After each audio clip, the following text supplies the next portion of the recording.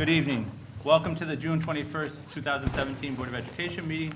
We've been in executive session since 6 p.m. discussing the superintendent's evaluation. We'll start with the Pledge of Allegiance.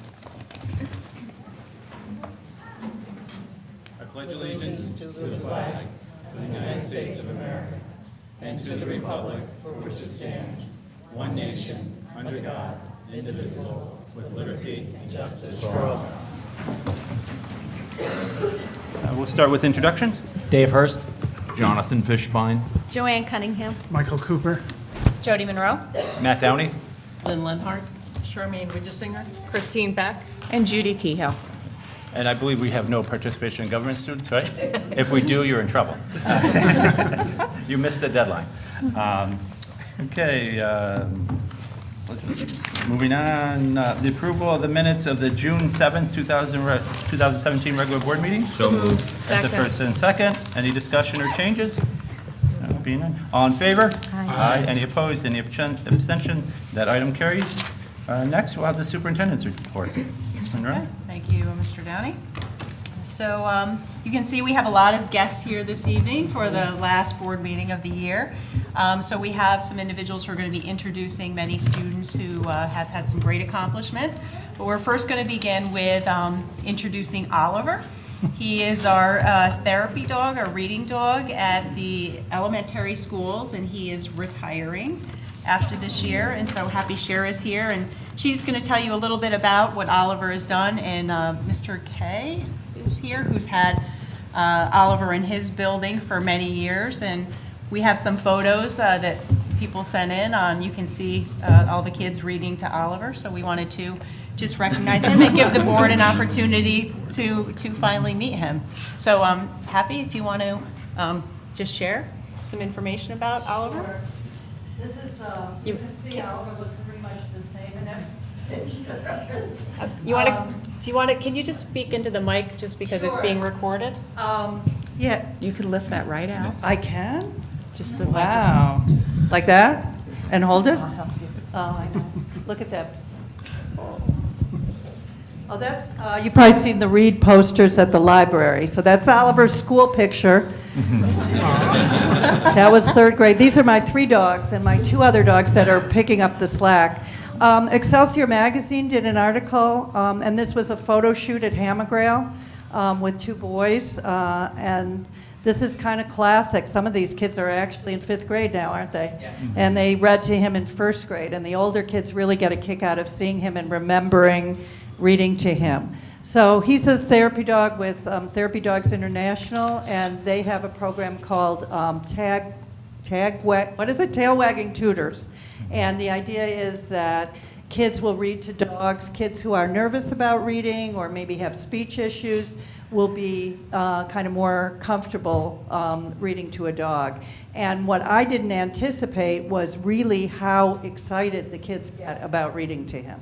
I mean, you wouldn't think that reading to a dog is the most exciting thing in the world, but they tell their parents they can't wait to go to school on whatever day it is that they read. I started at Hammergrail actually 5 years ago when we came back from New Zealand, where Oliver was a reading dog there too, the first reading dog in New Zealand. Now we've been at Eagle and also at Ellesmere with all 1st graders. So all 1st graders get a chance. And I do also work with many special ed classes as well. So I brought a couple things to show you. So in addition to reading, the kids also do a lot of writing, and they write about him. These were some thank you notes that the kids wrote to thank. I'll pass some of these around for you to see. To thank Oliver and to thank me for coming. Some of the teachers really want kids to understand what a volunteer is. So they stress that, so the kids will say thank you for volunteering. I think there's a really nice picture of him and Mr. K with a Dr. Seuss hat on as well. All the kids who get to read to him get a bookmark. So I have lots of bookmarks, so anybody here is welcome to take a bookmark before you leave. The high school students know that we started bringing dogs to the high school before exams. And I think what, we had like 15 dogs or something this year. We were just here a week or a half ago, and I think it's really fun. We have a great time with it.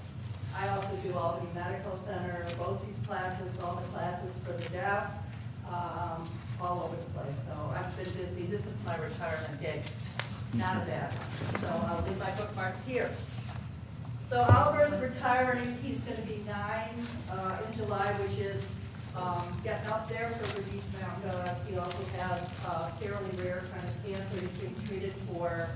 Thank you to Dr. Bull for keeping him as healthy as he's been. He has really severe arthritis, which is why he has this, that's so nice. That's why he has the brace. So I didn't want to start another year next year with him, so the other dogs will be picking up the slack with him.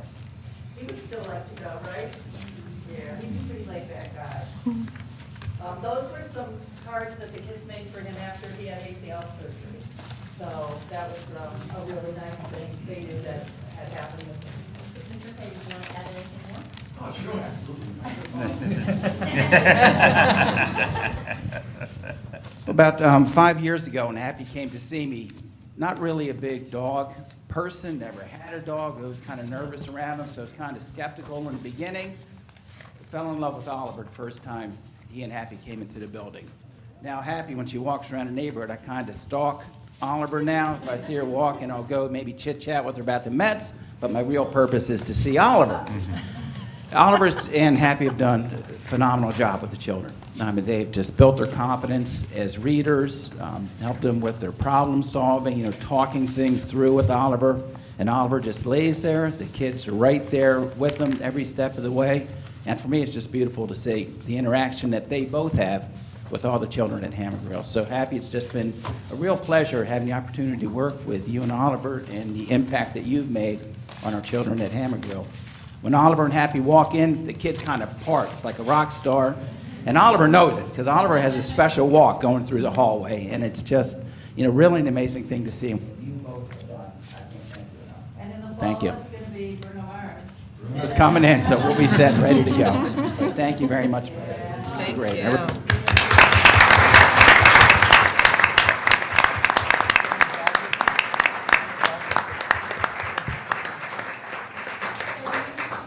visitors an eagle. I know, I was gonna You can say. see on here is an eagle, but he gets a new bandana. Thank you.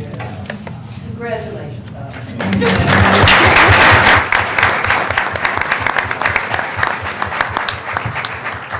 I think we should mention also, Happy served on the school board here for over 10 years with me, in the 90s and early 2000s? 92 to 2002. 10 years. Yeah. And was a great board member also. So she's really contributed a lot to the community, to the school district. Okay, Thank you. I'll take the mic down. thank you. Yes, thank you for sharing. They're beautiful. Thank you. That's nice. Thanks. Oh, you're looking at everyone individually. Also, so we have some students we want to recognize as well, and I'd like to ask if Becky Biter would come on up to recognize some of our Odyssey of the Mind students who went to the national championships. Don't be shy.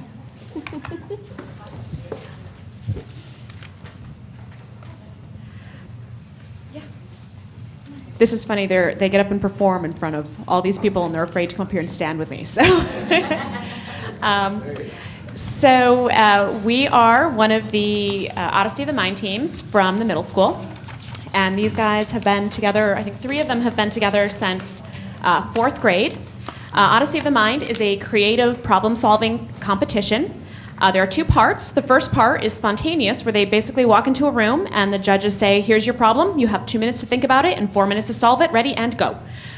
So we do a lot of training on how to solve those kinds of questions. And then we also have a long-term problem the students find out about way back at the end of August, and they work on this problem for months and months until we present in March at our regional competition. This year, the students did the vehicle problem, in which they had to design 3 small vehicles that were self-propelled that would move across a stage while doing some sort of evasive maneuver to prevent them from being followed. The entire 8-minute problem, they have to write an entire script around it, including props, sets, and costumes. They have to have a theme, and they have to revolve it all around whatever style that they think is appropriate for it. So this year, these guys did, what was your style? It was Fairy Tales Reimagined, or was that their theme? I forget. It was basically Fairy Tales 3 Reimagined, and they used book pages in all of their costumes and sets and props to tie in the whole idea of characters that are jumping out of the pages. They created a gyrosphere Cinderella carriage, a Goldilocks porridge bowl gondola, and a Pinocchio schnozzmobile that had propellers and zoomed across the floor. They did very well. They came in first place at regionals, which advanced them to the state championship in Binghamton in April. At that point, they came in second place out of all of the teams in the state, which then advanced them on to the World Finals tournament in East Lansing, Michigan over Memorial Day weekend. They had a little bit of technical difficulty. Only 2 of their vehicles made it at states. However, even with only 2 vehicles making it, they came in 16th place out of 61 teams. I should say 61 of the best teams from across the world. So we're very, very proud of them. So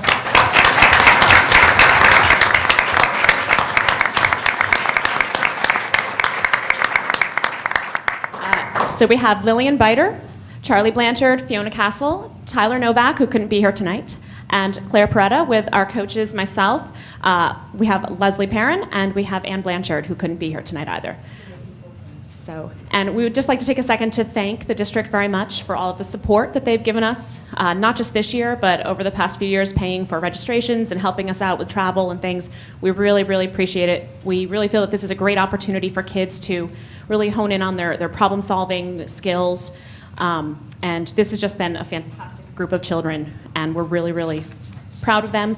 And they already have their plans for next year, so be ready, Iowa. We're coming for it.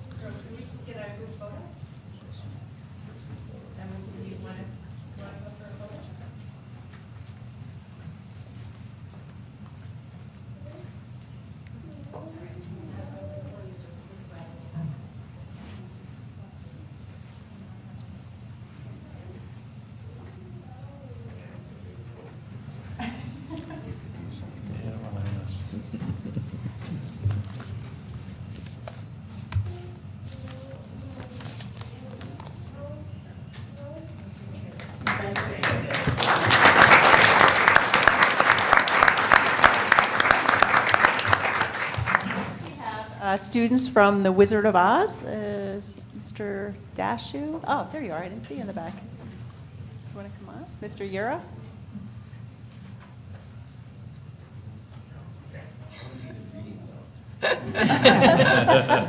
Good job. So we have several students here who participated this year in Wizard of Oz. We had probably 130 kids between our high school cast, our high school orchestra, our Munchkin 5th graders in the cast, and our tech crew behind the scenes who participated. And this year, for the first time, kind of with the encouragement of several of our outstanding parent volunteers, we decided to enter a competition at Proctor's, which is part of a larger National High School Musical Theater Awards program. We were recognized in several categories through nominations that we were eligible for. And one of those took home an award this year for Best Student Orchestra, which was a great honor for our students who played in the pit. And these are them listed up here, several of whom are here. We also were nominated for Best Set Construction. We have a lot of our tech crew folks here as well. We had 2 actor-actress nominations as well, Mackenzie Cook and Jack Mastriani, who are here. And there was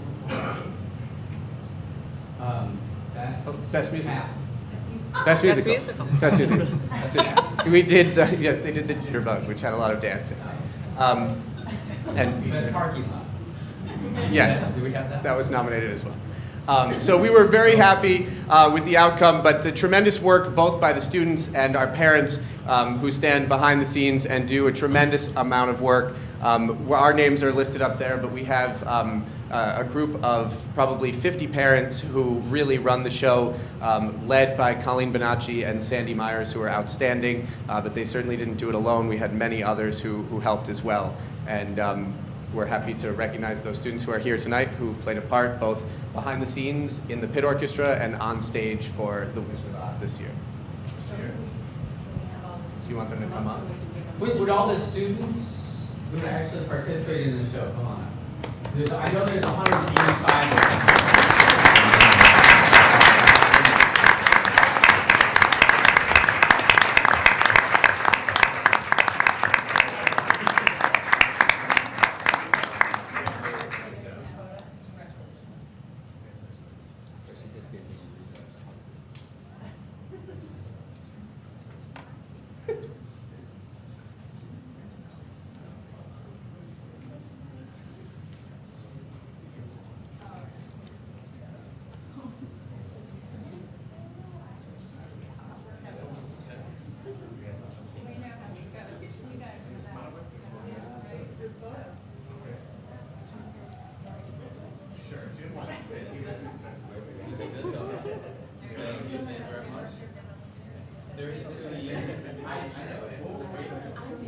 You need a pin.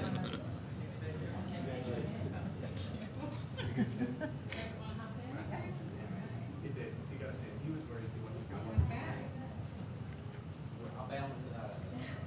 They're already there. I want to sit with the administrator.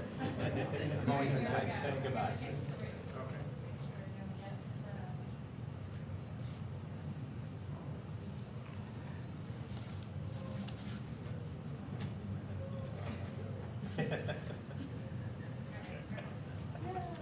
Thank you.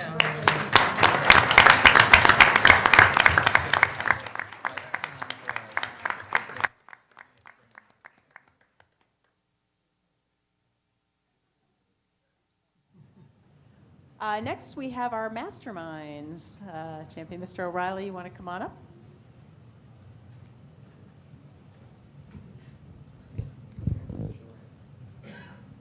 Hello. Masterminds is a quiz bowl-like competition, sort of like College Bowl, if you remember that. We have a regular season, just sort of like sports, and we have a division we play in. Then we play a regional championship playoffs. And this year they actually lost really early in the playoffs. But they showed grit, and they came back. And from the losers bracket, which I wouldn't call it the losers bracket, I like the one-loss bracket, but whatever. They actually got better and better as the competition went on. And when they made it back to the winners bracket, it was, well, it wasn't even close. They were so good. They just got better as it went on. They then went to the New York State Championship in Syracuse, and they won there too, beating the regional champions from Syracuse, Rochester, and Buffalo. So congratulations. I wanted to say that, oh, this is Jim Cody, one of our players. But I also wanted to say that these guys, it was just a great group to coach. They're knowledgeable, talented, tough when they had to be in the playoffs. But really, they're nice guys, really nice guys. And it was a pleasure to be with them and a pleasure to coach them this year. And how many years in a row? The championship, we've actually won the New York State Championship 5 years in a row. Yeah. Wow.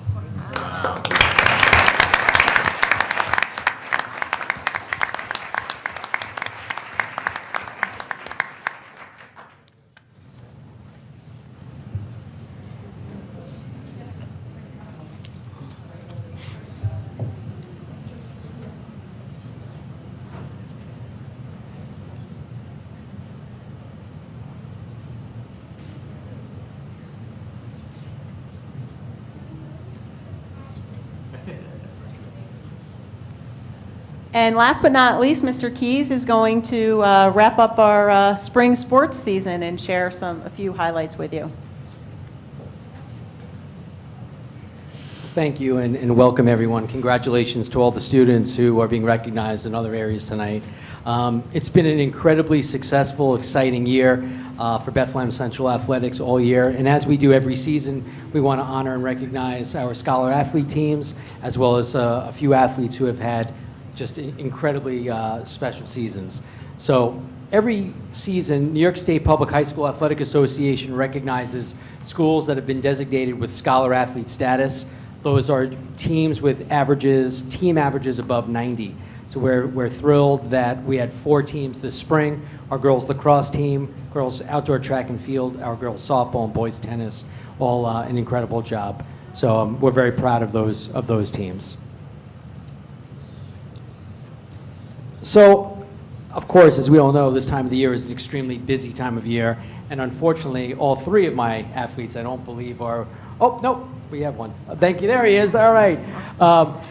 Our state qualifiers, we had Govind Chari and Shamunth Marundi. I'd like to welcome Govind. Govind is a sophomore and is one half of our doubles team. Congratulations, buddy. Who represented Bethlehem in the state championships. He had the opportunity to play at the USTA Center down in Flushing Meadows, Queens. He's part of an incredibly talented boys tennis team, which made it to the sectional finals this year. So congratulations, Govind. Unfortunately, his partner could not make it tonight. The boys are coached by Steve Smith. And we would also like to make mention, and she is actually at her All-American dinner right now, Catherine Sancilio, our girls lacrosse All-American, coached by Nick Petriccioni.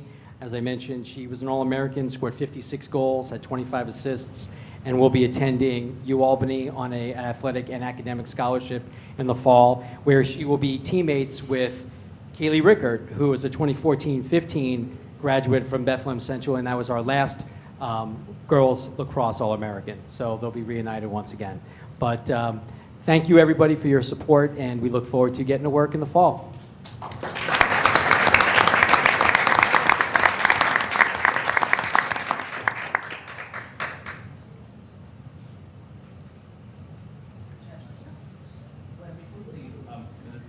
I have a quick question. Did the New York State Athletic Association ban drones at athletic events? I thought I read that recently. It is under a lot of review. Right now, it's banned for all the fall sports as they kind of further develop that. But as you can imagine, there's a tremendous amount of issues associated with But currently it's banned. Correct. Yeah. Currently, there is I mentioned that because at the last meeting it was discussed. I know I wasn't here, but wanted to update the board on that. Opposition. There's another student, he was actually already recognized, but Josh Hauser, where's Josh? He's sitting there. Okay, you want to stand up, Josh? Maybe come here. Josh is here tonight. He came to meet with me after he met with several people, and he is advocating for getting rid of styrofoam in our high school cafeteria. I think, Joanne, you had mentioned that earlier at a board meeting. So I just asked Josh to come so he could introduce himself to you and just tell you why he is interested in this initiative. So go ahead, Josh. Hi, my name's Josh. I'm a rising senior in the high school, and I've been doing an internship with an advocacy group called Environmental Advocates of New York, and it's based in Albany, and I've been doing it for about 6 months. And one of the first projects I worked on was to extend a bill that already exists in New York State, which banned the use of styrofoam from restaurants that had 15 or more locations, and the extension would have banned it from all restaurants in Albany County, and Assemblywoman Cunningham helped us out with that. She co-sponsored it, and it got voted down 21-16. But I didn't want to stop right there because there was a lot that we could do to really help the environment out. So I thought that if we brought it to our community and the school district to try and get rid of styrofoam here, that could make a big impact. So I met with Ms. Iser, who works in the food department, and Mr. Warford and Mr. Klugman to try and figure this out. And I found out that all of the schools in the district don't use styrofoam trays, and the high school, except for the high school. And I thought that was kind of astounding because it's the biggest school, and we should really lead the county with this, and we really do. You know, the middle school has a great program with all the compost machinery and everything. But I think if we got compostable trays for the high school for 2 years, and then maybe eventually get to reusable trays, that would be a really great impact to have. And discussing it with Ms. Iser, we found that it would probably be about $1,400 more per year to get compostable trays, and I really think it would be a great addition for the school. So I thank you for your consideration. Thanks, Josh. Thank you.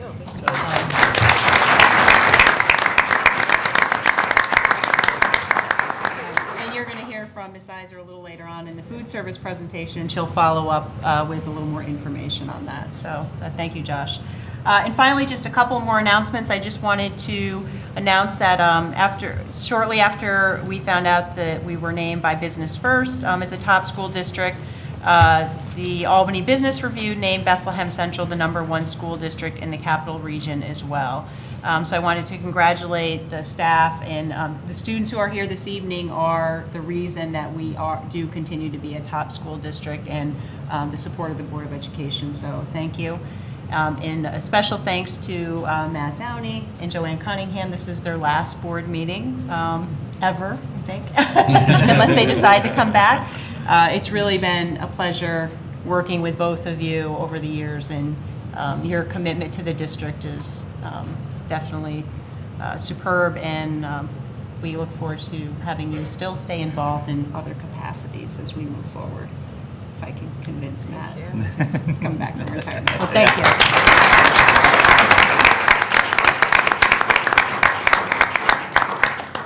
And that's it. Okay. Thank you, Joe. Thank you for those kind words, too. Next is the Board of Education report. I'll go first. Okay. Before all the music students and the theater students move out, I just wanted to say that we talk about sports teams being really high scholars, and our musicians and our theater students are just as academically inclined. In this group alone, we have Vassar, University of Michigan, Harvard, and UCLA. So I just want to say what a great group of kids, and we're lucky to have them.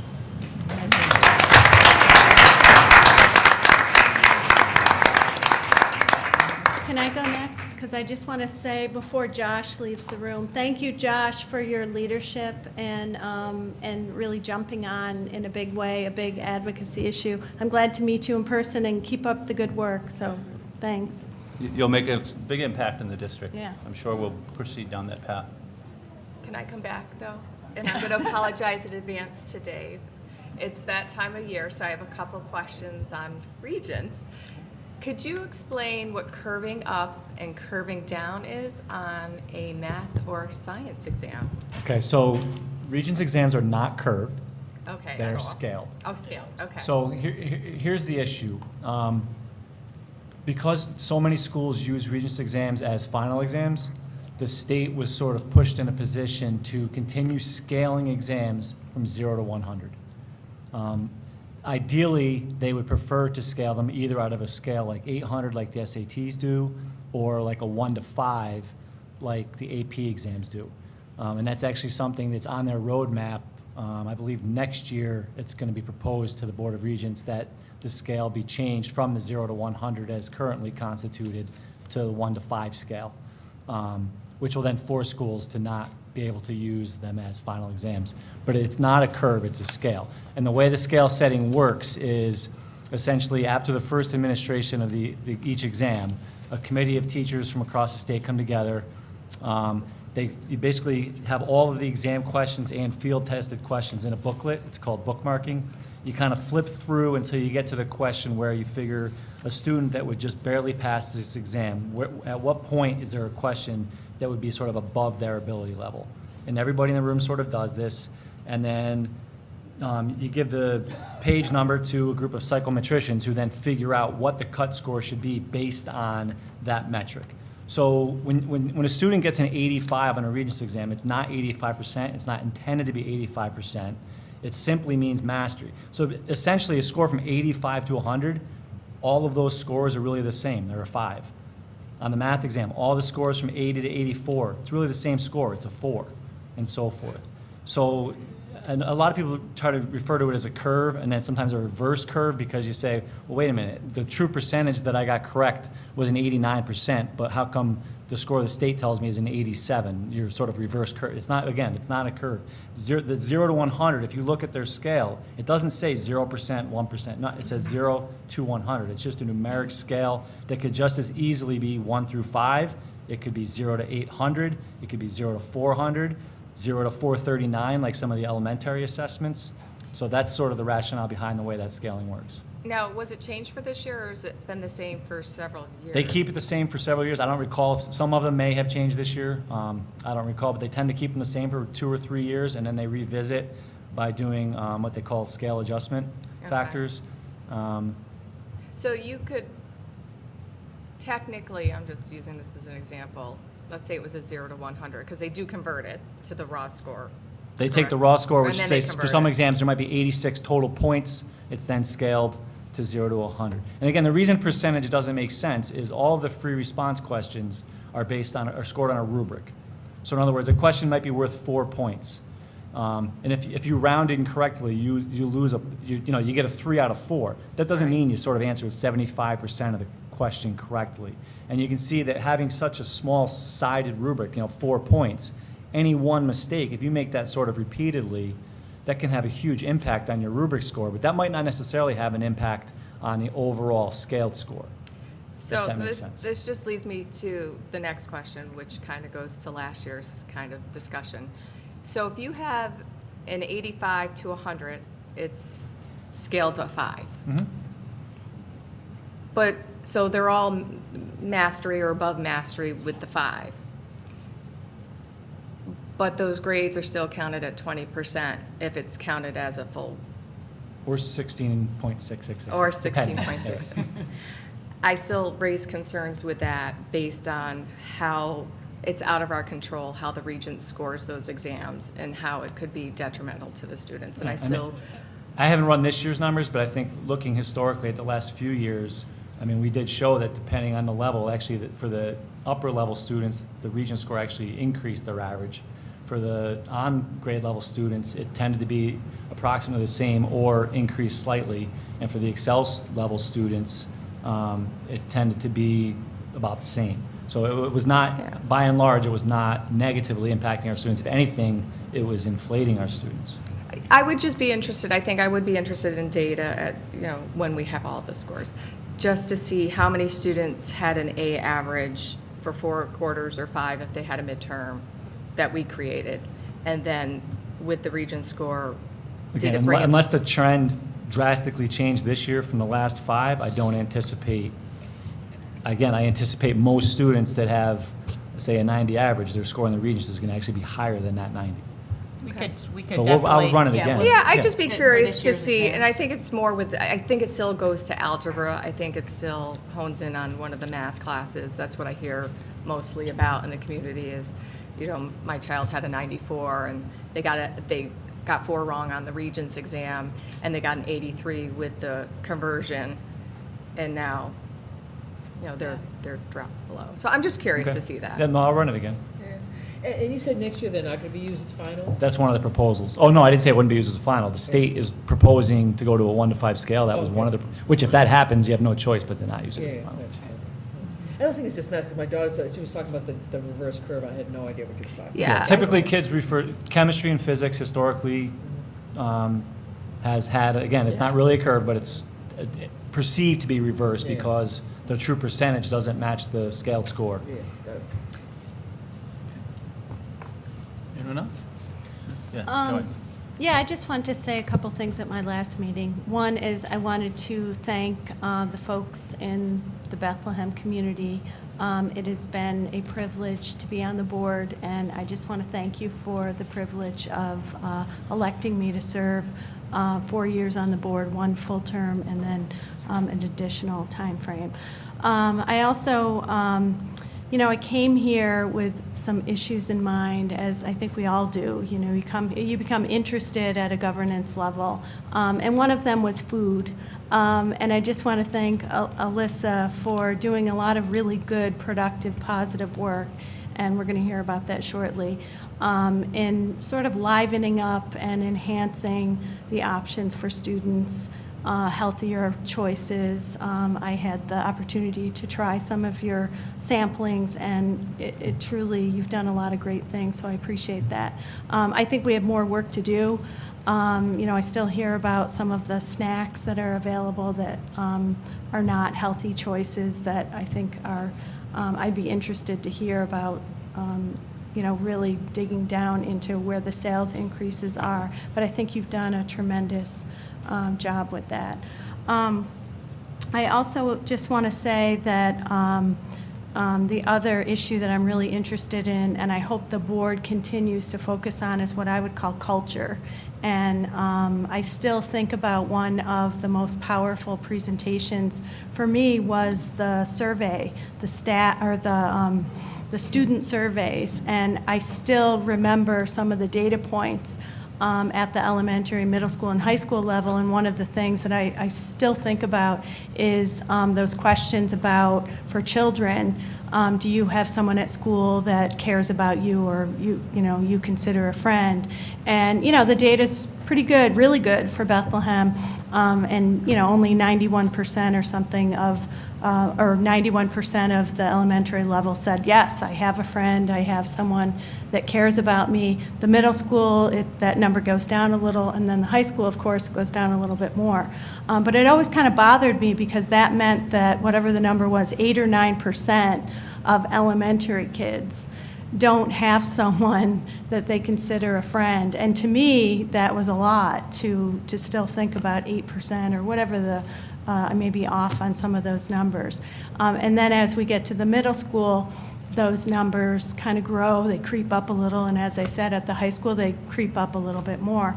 And I know the board cares a lot about that, and I hope we continue to really focus on those culture issues, because they're so important, which is why when I heard about, and I mentioned this at a prior board meeting, the 13 Reasons Netflix series, things like that can really engulf a student or a student population. Depression, anxiety.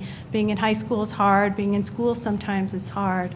I did notice in the handy publication that our successors, Matt, I'm sure will enjoy, from the School Boards Association, that had an article about that 13 Reasons Netflix series, and how a district in the Catskills had, and it was actually student-generated, some students decided to take that series and kind of flip it around and created a program where they actually went on the announcements every morning, or some periodic announcement where a student would talk about something that they framed as one of the reasons why, I'm not, suffering from anxiety or depression. So kind of flipped it around and focused on, 13 reasons why, life here is pretty good at the high school or whatnot. And I just loved how they took something that is getting a lot of attention, and a lot of parents of teenagers are really concerned about, and flipping it around to something positive. And then the last thing I would say is to my colleagues on the board, or two last things to my colleagues on the board. Wonderful group of great thinkers. You guys care an awful lot. I've always felt very grateful to be in your midst, and I know the two additional board members will be wonderful as well, but keep up the great work. And to Jody and Judy and Dave and the whole team, you guys really are tremendous. For folks in the community, these are top-notch administrators and leaders. We are so privileged to have them at Bethlehem, and I've loved every minute of working with you all. So thank you for the opportunity. Sorry, Lynn, if that was too long.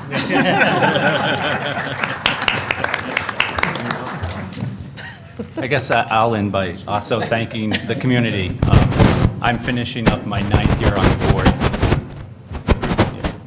3 3-year terms, and I've actually been part of 9 boards, because every year it is a new board that is constituted, and they elect officers, and I've had the privilege of serving for several years as president, and prior to that, vice president. And I really thank the community. Every time we always get the donations, or it's a very supportive community, budget time, everything. I always say it's a wonderful community to live in. We have a very, very supportive community here in Bethlehem, and we should be very thankful for that. So I want to thank everybody on the board, the administration. I've worked with 3 different superintendents over those 9 years, and I wouldn't have met the board members that I have met over the 9 years had I not done this job as a board member. And I thank you for that friendship and getting to know you all. Thank you.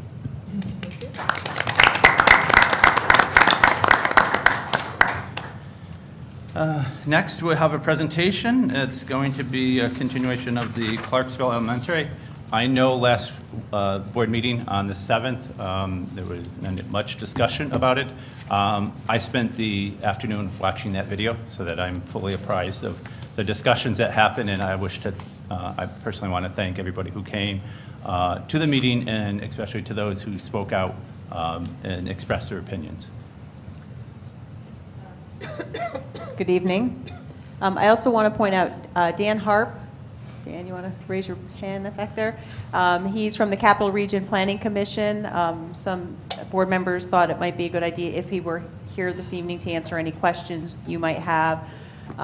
He did present the enrollment study and the long-range planning back in December, I think it was.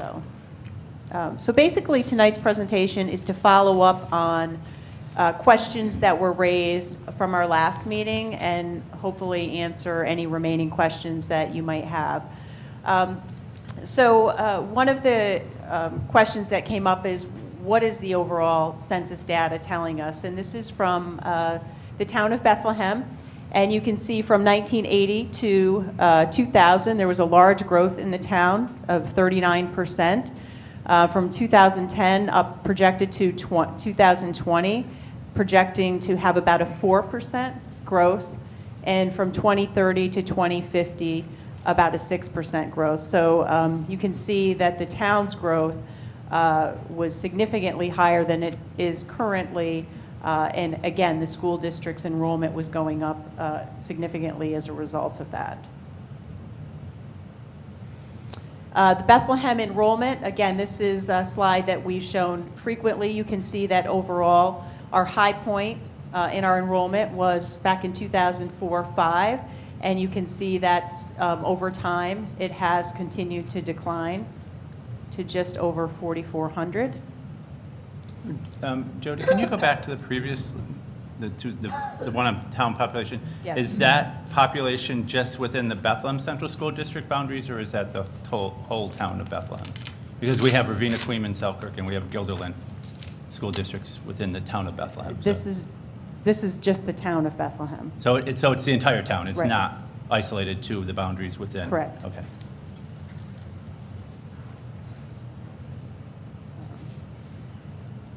So again, another, just a different visual. You can see that this was the actual enrollment projections from the Capital Region Planning Commission for K-5, 9, 12, and 6-8.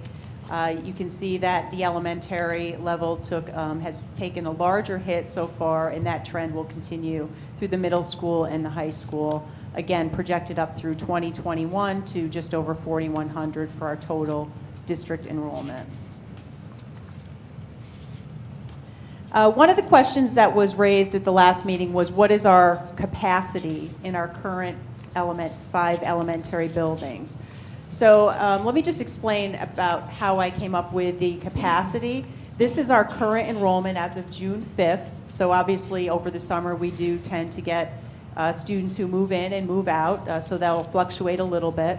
So you can see in Slingerlands in grade 3 and Hammergrill at grade 5, those sections are at the recommended cap. These are guidelines we've used to kind of keep our class enrollment consistent. And you can see that the largest number of students are in grades 3, 4, and 5. Currently, K1 and 2 are certainly smaller numbers of students. So in order to calculate what our current capacity is, I took each of those sections and added up how much we would actually have if we went to the capacity, meaning the enrollment guidelines that we use. So for example, in kindergarten, if you look at Eagle, that first section, there's 19 students. So we have capacity for 3 more students if we went to the recommended cap and not over that. So based on those calculations, we have 351. We have the ability to have 351, is it 31? 51. 31. 31, thank you. Additional students enrolled in those sections. In addition, we have minimally 6 additional classroom spaces in existing buildings. So I took the middle number, 24.5, as an average, and we could essentially have 147 more students. So we have just under 500 we could have capacity for 500 more students in the current 5 buildings that we have. That's staying within the recommended guidelines. Another question was raised about why is just Bethlehem decreasing. This is enrollment in other districts, and we just use suburban council comparisons. This is from the New York State property tax report cards. What's highlighted in green are the peak enrollments for each of the districts, and the difference with all of the schools are calculated on the end. So you can see for the suburban council, the difference from 2003-04 up through this current or next year, there's a decrease of just over 5,000 students, or just under 8%. Could you comment on why North Colony is at peak right now?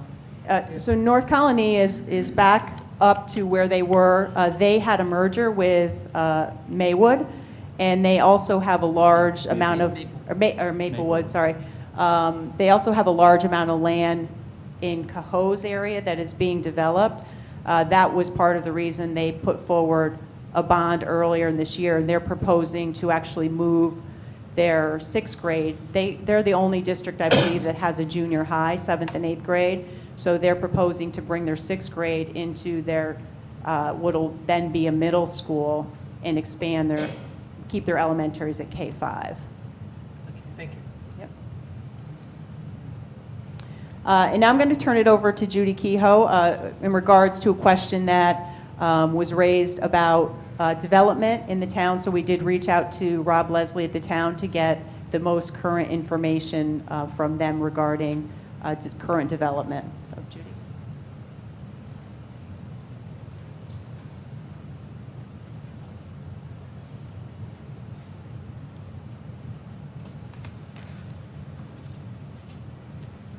So this chart should look familiar. This was part of the presentation that we had done back in December.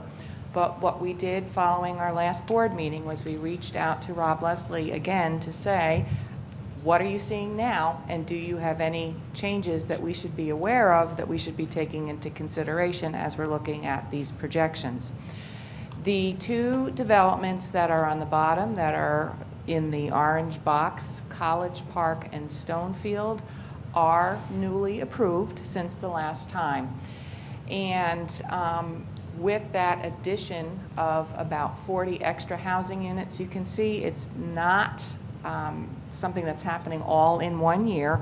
It is something that, based on their timeline that they have been made aware of by the developers, that they anticipate that that growth is going to occur on a gradual basis going forward.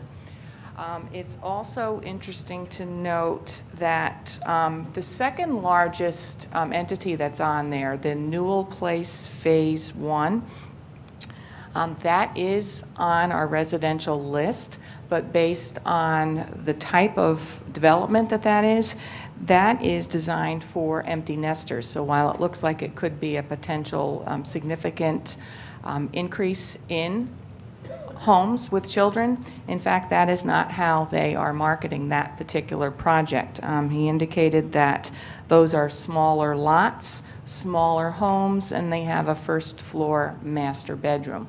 So it is intended for a single family, which is why it's within this grouping of the subdivisions, but they are not anticipating that that would be generating significant numbers of students. Even if we look at all 184 units and we assume that they all came on board in a single year, if you assume 2 students per household, that would be 368 students. Whereas Ms. Monroe noted, right now we have elementary capacity for just under 500 students.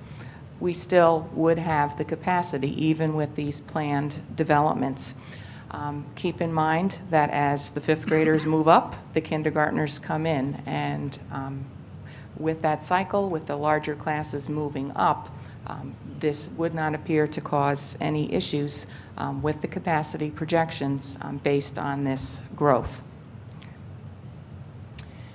The report that we have also indicates multifamily units. So these, again, are all approved by the town of Bethlehem as residential subdivisions, but these are typically townhomes or apartments, which our experience has shown do not tend to generate significant numbers of students. So again, when we took that Capital District Regional Planning Commission data from that report, looking at the full scope of all of the proposed development, we wanted to take a sharper look and break it out between that which would likely generate significant numbers of students and that which would not. So you can see, based on a gradual build-out, there would be about 136 units over the next 5 years as projected. We also took a look back to the history. I know we had had a number of questions about, well, how is it that you came to be in this situation? What was the data that you were looking at previously? And looking at when this committee was initially formed, this was back in 2002, based on those increases in population. There was a real concern about what would that growth mean for the Bethlehem School District. So a large committee was formed that had a pretty good cross-section of constituents within the community. And they started looking at the enrollment projections and wanted to make sure that they were properly planning for the future. You'll note that between the November 2002 formation of this committee to September of 2008, of course, that's a 6-year span. And it took that long to come to a recommendation on what to advance forward with. And following the community approval, and then all of it, as you've seen with the capital projects, with the development of the designs, the submission to the state, and then bidding and construction. It's a pretty lengthy timeline. One of the things that the committee had talked about was, what can we do with our existing elementary schools? And in March of 2003, following a recommendation from earlier that year in February, it was suggested that perhaps we should add some additional classrooms to the Clarksville school so that we could better accommodate this growth that we see as coming our way.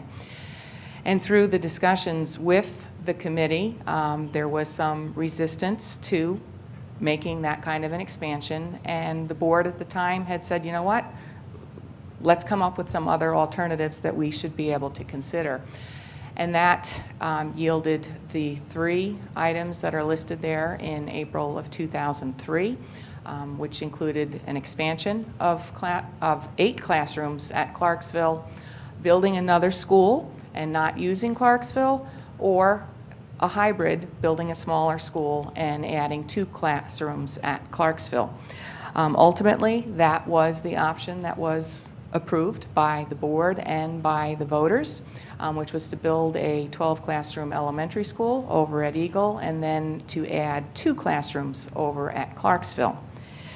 Then, with the passage of time, there was a growing push from the community for full-day kindergarten.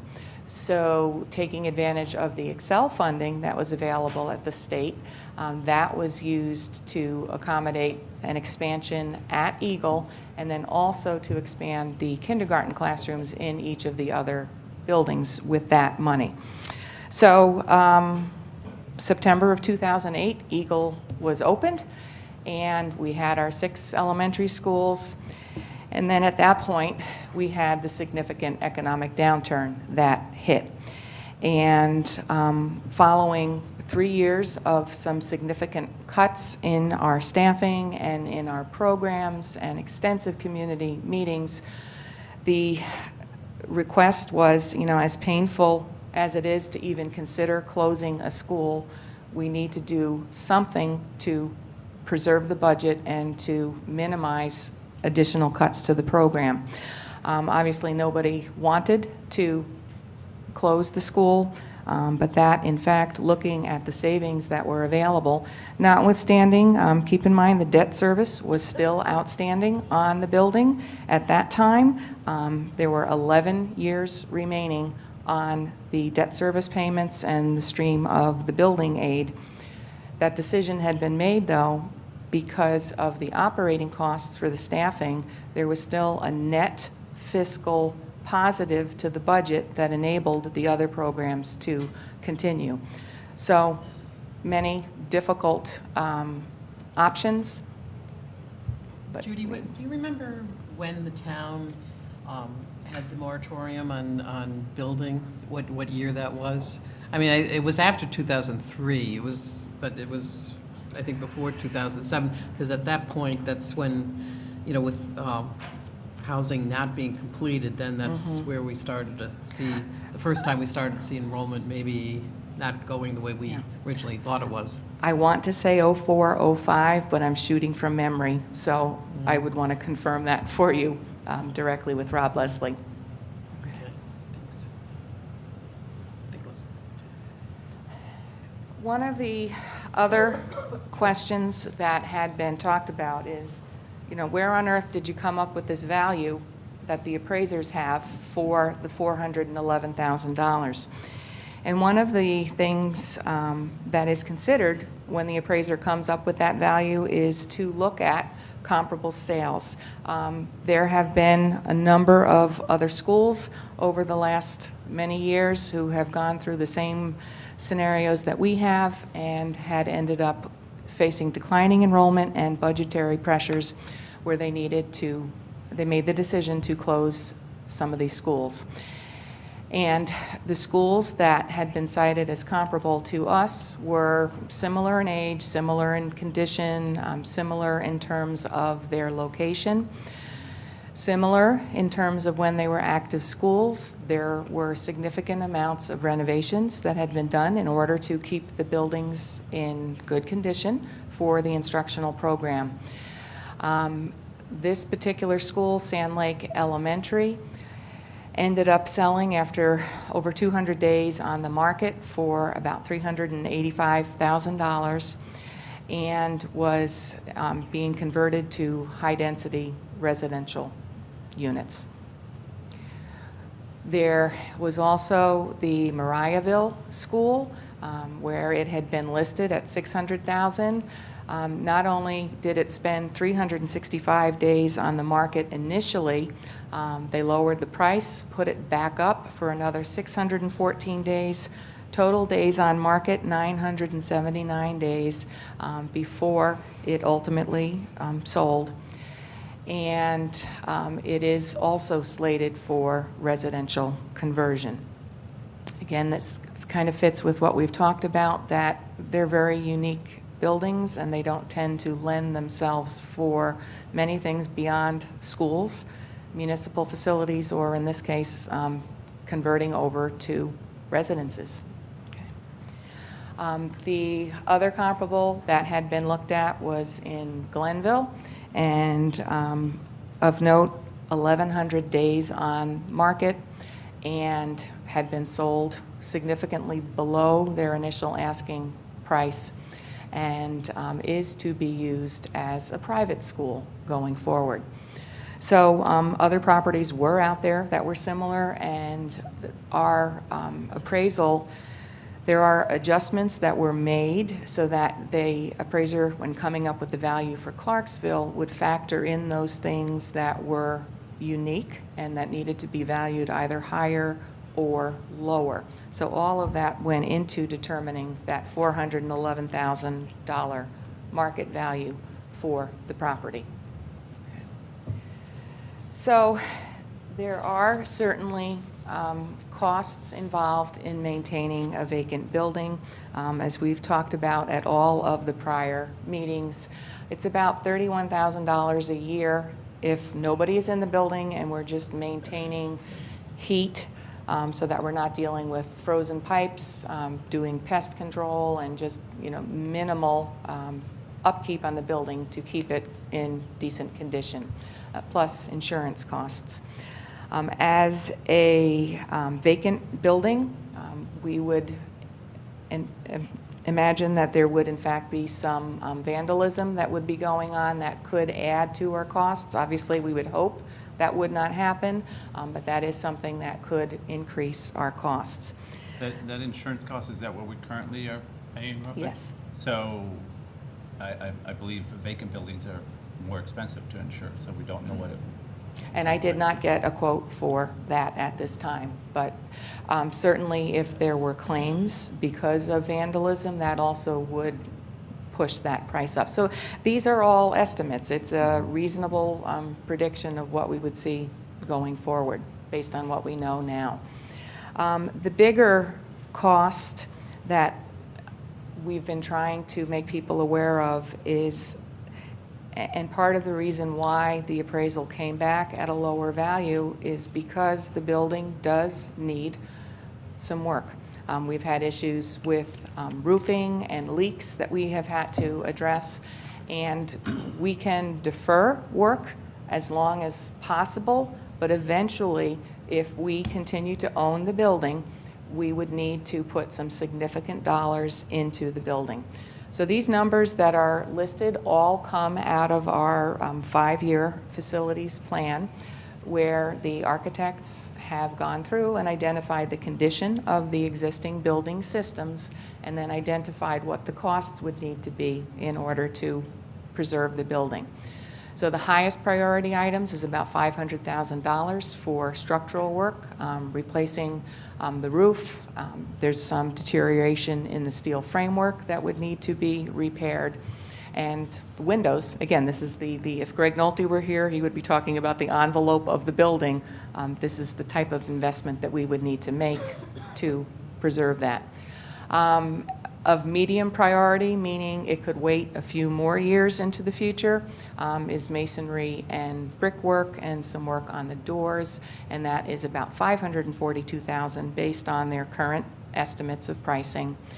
And then lowest priority is the ongoing work that we've been doing district-wide on abatement and replacement of any asbestos floor tiles, and then ultimately making handicap accessible restrooms. And that's just under $1.1 million.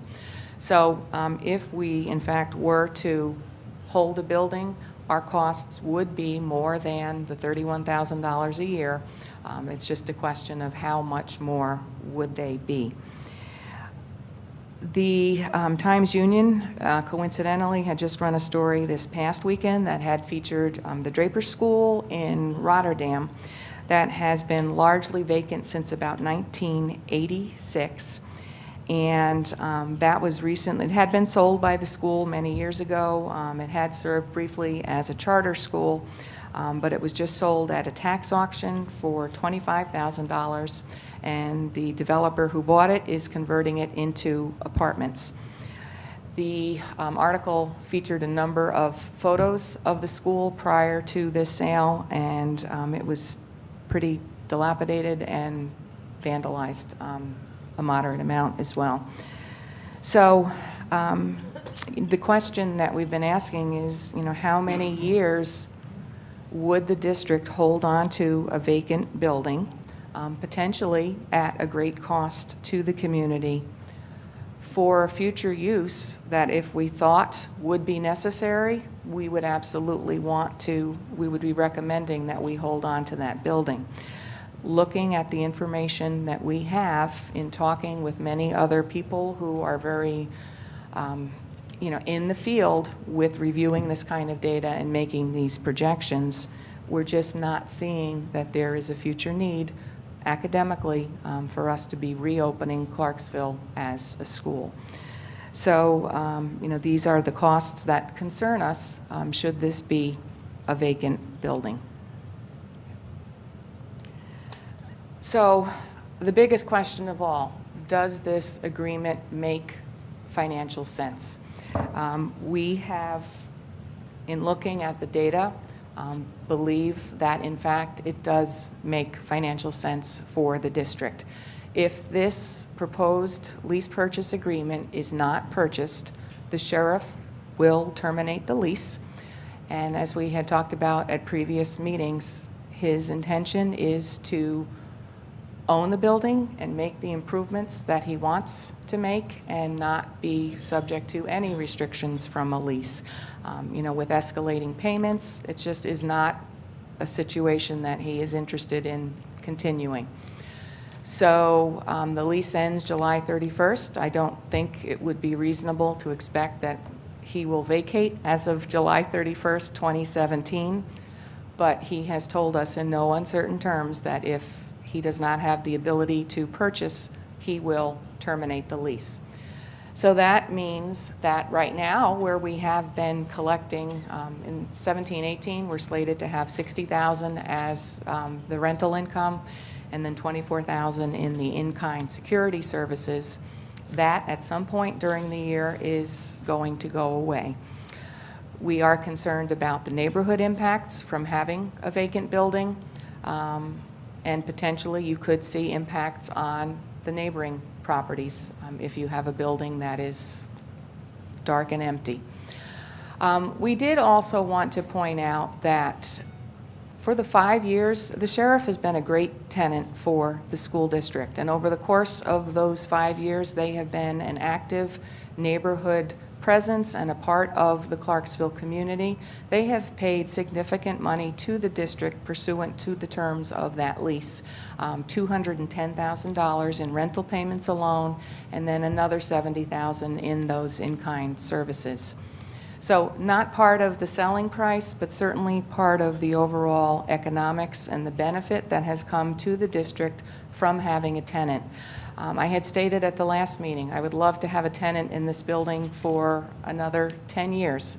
I don't have another tenant for the building. Right now, it's the sheriff's office that seems to be a good use, and we're just responding to the request that the sheriff's office has made to us in their interest to purchase it. $325,000 is the total consideration, as we've covered previously, paid in a combination of rental payments over a 3-year period plus 5 years in total of in-kind. There had been a comment at the last meeting that the land, which is 12 acres in total, should be worth about $50,000 an acre. The appraisal report specifically put a value on the acreage based on, again, location and the infrastructure available at the site, and the land is appraised at $12,000 an acre. The value within the appraisal only reflects just under 5 acres because that is what they were calling the excess land, which is the land that is in the rear of the building. And that value is at $57,000. So it's not several hundred thousand, it is valued at $57,000. And again, as I had touched on earlier, the bonds, it's a fact, they're still outstanding. We have 5 years to go on the bonds. Net of the building aid, we still have a cost of $625,000. We had that before the sheriffs came. We have it for another 5 years. It still has been a net savings to the district because of the approximately $1 million a year in operating costs that we would have incurred had we continued to operate it. So we believe, based on the proposed offer from the sheriffs and the structure of the lease purchase agreement, that this is a good arrangement for the broader community of the Bethlehem Central School District. And that is a wrap-up of all of the questions that had been raised at the last meeting, and turn it to the board for questions. Anyone have any questions? Yes, Chairman. Excuse me, and by the way, I have a cold and a stomach flu, so you're gonna hear me just a I actually turned my mic off, so you won't hear me, so please forgive my appearance and my coughing and all the rest, but. We have tissues. Ms. Monroe, how many students in the elementary students in the Clarksville area, excuse me, sorry, Christine, are currently bused from that catchment area to elementary schools? Currently bused, Yeah. K-5? Yeah, K through 5. Basically, how many 56. elementary schools? We had shown that in one of the earlier budget Okay, slides. 56. There are actually 66 children on the bus route, but 10 of those students are being dropped at the Y on their way out to Clarksville, Okay. so. So there were 50 basically 66 elementary students in Clarksville. 56, Sorry. yeah. Thank you. Christine, do you have any questions? No? No. I do have a question about slide 6.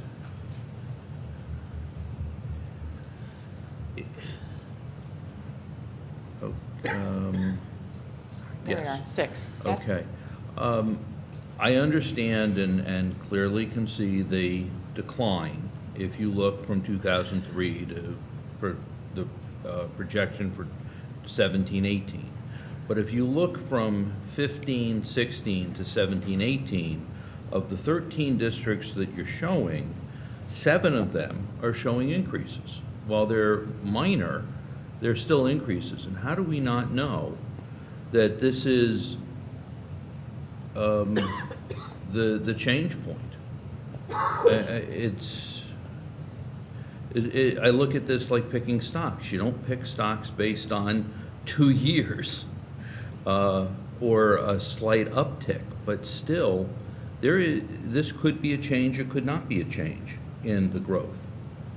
And when I see that there are 7 that show from 15-16 to 17-18 an increase, some of them very small, but still, I think it's something that should be considered.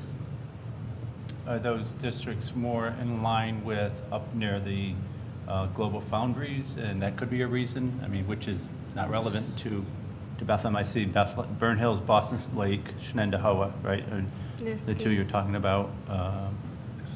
Who else is gone? East Green Bush, Okay. Saratoga, Niski, Right. Mahannison. I guess I would say we have to deal with the data for our district, and, you know, I would hope other districts wouldn't look at Bethlehem and say, well, what's happening in Bethlehem, let's do based on what Bethlehem's happening there, so.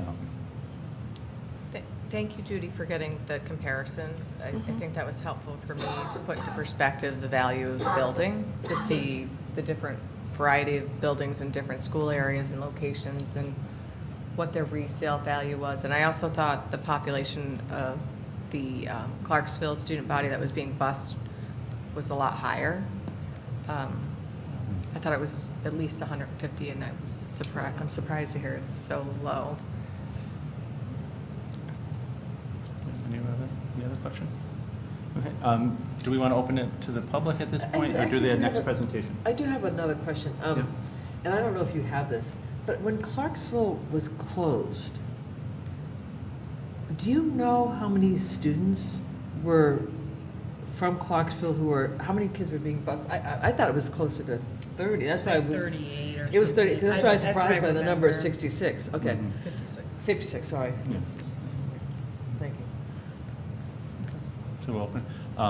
At this time, if anybody in the audience would like to make a comment to the board, please feel free.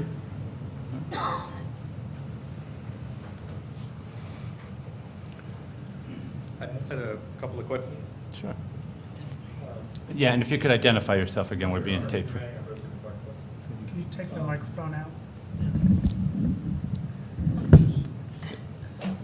It's not an easy stand. How's that, better? Yep, sure, thank you. So looking at this chart, if we list off the best schools in the district, they are essentially in order: Bethlehem, Niskayuna, followed by North Colony, Saratoga, Shen. Is that a reasonably safe assumption? So all of those schools, like you said, are essentially back at their peak or awfully close to it, right? And Bethlehem is one of the only ones that had a moratorium on building, right? When was the moratorium started and ended? Started in 3 and ended in? Well, I can't say what other towns had moratoriums. I can't speak to that. Okay, do we know when the Bethlehem moratorium was lifted? Ballpark 05, again, I don't know. Okay, so is it safe to say that that probably has a lot to do with the compression that we saw since we stopped adding people to the district? essentially for 2 years, and that may have something to do with why Bethlehem's numbers are lagging behind places like Niskayuna. I mean, for anyone who works right outside of the district, and I'm sure a lot of you do, right? When people move into the area, where do they move? If they've got kids, they move into Bethlehem or Niskayuna, right? Their first choices, right? Clifton Park being probably the third choice, right? That's been my experience in the past 17 years, right? So what we're saying here is that we don't expect that to be the case going forward, right? We expect Bethlehem to continue dropping while everybody else is going up. And why is? No, we didn't, I don't believe we said they continue to drop. We're saying there's capacity to handle future increases at this point. The previous chart showed the numbers continuing to drop. Can you go back to that one? I'm sorry, the Planning Commission report basically indicated that there would, at the elementary level, we would see a leveling off of the enrollment, and it would maintain. Okay, but net, we're expecting Bethlehem to continue dropping for the next 5 years. Yes. Everybody else is going up, but we're going down. And the conclusion was not that we would not have new students within the district. As you noted, we are a great district and we are appealing. But as people are coming in, many times they're buying homes that are available, whether they're seniors who are moving out of the area or into assisted living. It's a rotation of the housing stock, and that was one of the things that the CDRPC report had factored in. So again, they're looking at the overall rotation of the housing stock. Okay, but the conclusion from this chart is net, Bethlehem's numbers are going down, and Niskayuna and Shenendehowa and Saratoga are all going up. Why do we think that is? Why would we expect that to be true? It seems a little Again, I contradictory. believe that Global Foundries has a Oh, bigger definitely. impact on Shenendehowa, Burnt Hills, Boston Lake. North Colony, as we mentioned, had Merged. Maplewood School. They annexed that, and which was in Cohoes, and now that's a huge development area where homes are being built. I mean, that's what I've read. That's the investigation. I've tried to come to terms, to understand why their growth may be, and reach out to people I know. That's all I can say about their growth. I can only address Bethlehem, really, but that's potentially why those other areas have grown. They're closer to the Global Foundries. Right. Okay, but that's something we can verify, right? So something we don't have to guess at. Yeah, they are closer. I can verify that. They are closer. Thank you for the geography. What my point was, we know how many people work at Global Foundries, right? You can make a reasonable estimate of whether the increase in population those school districts are seeing is strictly because of the Global Foundries employment, or if it has other factors like generally growth coming back to the district. Because again, the entire decision here is based on the conclusion that Bethlehem's net numbers are going to drop, even though everybody else is starting to go back up. Actually, Right. I don't see everyone else is going up. Yeah. East Greenbush, Amongst the top Mohan, districts. Guilderland, those are in our area. Amongst the top And- districts. And we some of seem those to be the areas only have one.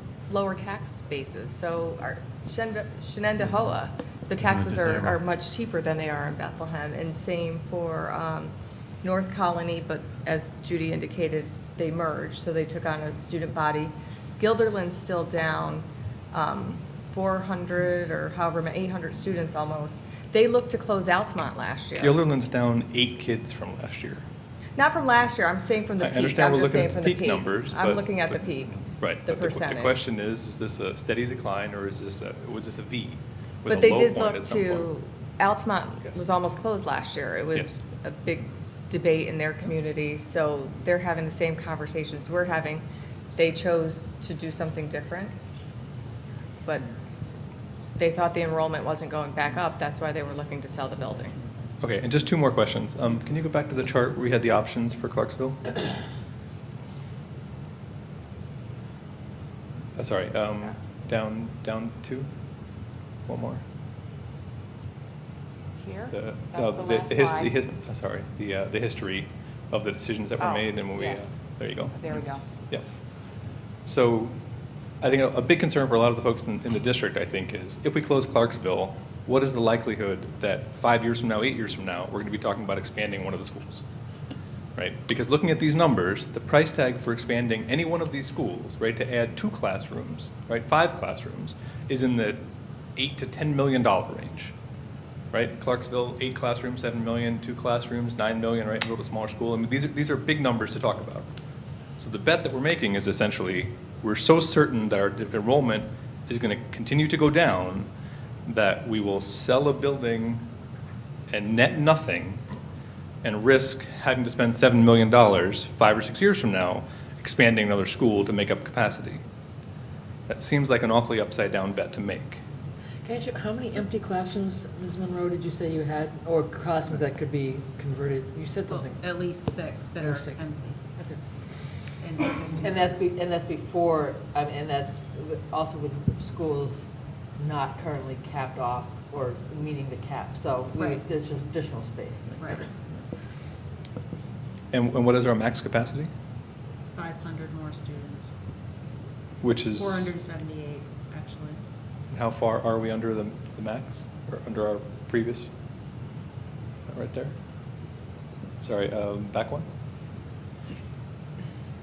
Sorry, the other way. I keep down 2. So right now we're 700 below our peak. This is 600 below our town peak. there. This is Sorry, town, no. yeah. There we go. So 5123 to 4463 is 700. So we're 700 below our peak. You have capacity for 5. At least. Okay. That's a conservative estimate. Okay, so the districts who are back near their peak numbers, Niskayuna, for example, Well, Niskayuna stayed flat pretty much if you look at that over time. They didn't change. okay, but I guess the net is the same, right? We picked a data point of 2004, right, as the start of our line. Well, that was our highest number. Right, and the other schools that are back near that peak. Yeah. And we're saying we're not going to be, and if we get anywhere near that peak, we're going to run out of space. And we're back here talking 5 years from now about a $7 million bond. I guess just 2 last questions here. Your point about having a tenant right now and not wanting to lose that tenant and wishing we had another one, have we looked for another tenant? We have not actively pursued another tenant. Okay, No. so we don't have a tenant, but we haven't looked for one. And as far as other uses for the building, have we tried to find any other uses for the building? We have had a tenant. We have been discussing the offer that they made to us. Okay, so we have not tried to find any other uses for the building. We have not tried to find another tenant for the building. But we're making the decision that we have to take this offer as it is on the table right now. It just seems. We had an extensive discussion at the last meeting. I think you were talking about other uses and about, alternate programs, and I think we did discuss that at the last meeting. Pretty sure. People We raised don't ideas. we don't foresee a need No, for but this we don't, district. yeah, and Ms. Right, we don't Monroe see a need for the responded district, saying that right. they could be accommodated other Okay, places. but there was no comprehensive attempt to find a way to use a building that you already own and are already paying for. Right, that's what it sounds like. Okay, so we have no use for the building right now. we have not attempted to find a use for the building? In any kind of creative function? Yeah, we're getting into a dialogue. Well, I Okay. understand what you're saying. Like Altamont, they lease out their space to preschools and other entities, and I think that's what he's trying to get to. I think the board, or what we're trying to present is that we have a tenant who's good to the community, the building's not worth that much, it's gonna lose value, we're gonna have to add money over the next however many years. Mrs. Kehoe put up like 1.7 million to keep it. Can we go to that functioning. number for a minute? Because that is just astronomical. The $500,000 you're planning to spend to upgrade the playground on Clarksville, what have we spent on the playground at Eagle? Because It's last not time I just the checked. playground. I believe there's other. No. Okay, That's so- masonry Playground's one and brick. component of it. That's Okay, a what's the list. breakdown of that number then? How much of that is on the playground?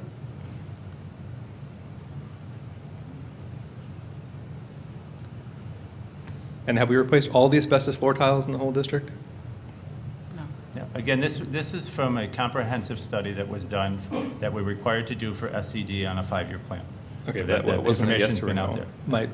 My point is simply, we have stacked up a whole bunch of voluntary costs, right, to make a case that we have to do this. First of all, we didn't make the case. It was a report that was done long before. So to make that accusation is incorrect, because the 5-year plan was done prior to any discussion about Clarksville and the sheriff's terminating the lease. So independent of that, a 5-year study is done on the district as required by SED. We did that, that was done both in conjunction with our architects and our O&M staff, and these costs were identified outside of this discussion. And are you required to do everything that's in the SED report, or is that simply the basis of your decisions? Well, it's based on professional judgment of architects saying what the needs of the building are. Okay, but is that binding? Do you have to do everything in the SED report? Again, it's professional judgment of the You architects. didn't answer the It's question. It's a estimate. yes or no question. Do you have to do everything? Are we required? I can't answer that, but that's what they've identified You as can't answer 5-year if you have to do everything in the SED report? No, but if we were going to use Use the the building, building, we we'd would have to have to, remove the we asbestos would and have make to it do these accessible. things at some point. At some point, yeah.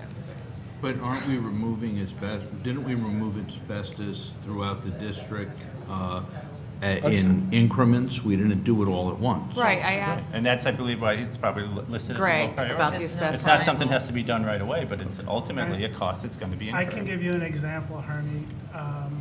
My wife worked in a classroom where there was asbestos in a ceiling tile, and they were replacing something that had nothing to do with that. The ceiling tile broke, and because of that, not only did they have to vacate the entire room, but BOCES had to spend tens of thousands of dollars doing asbestos abatement because of broken ceiling tile. And so it is in the district's best interest, if they are going to use that space, to make sure that the tile is taken care of, rather than having to take care of it when there's an emergency.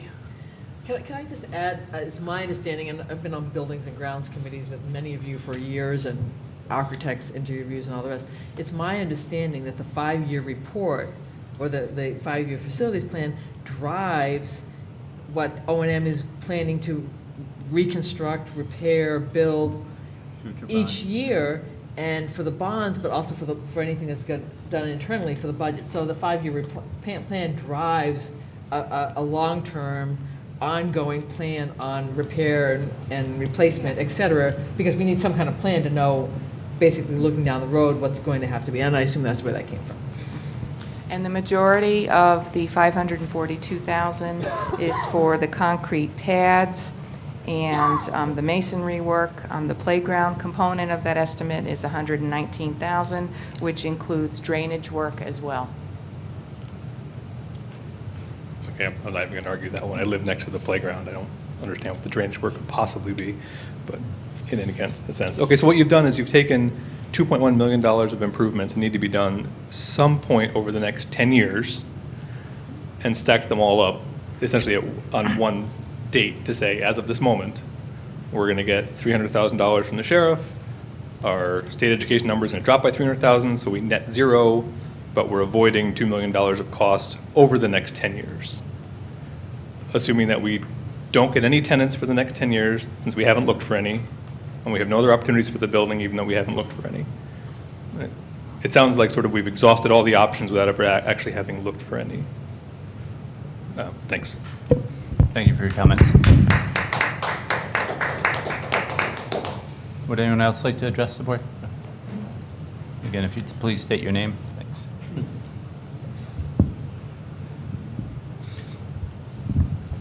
Just lift it You right can out. pull it right out. The microphone. Okay, that's better. I'm Donald Hinsdale, Hinsdale. I live in Ellesmere. I went to Clarksville School for 4 years. That was the best school I ever went to in the district. I still remember what happened when Delmar School was closed. And then, although it took a few years, we needed more space. We had to spend millions of dollars, large other elementary schools, and eventually the Eagle School was built for $12 million. So I'm just afraid of history repeating itself, which it usually does.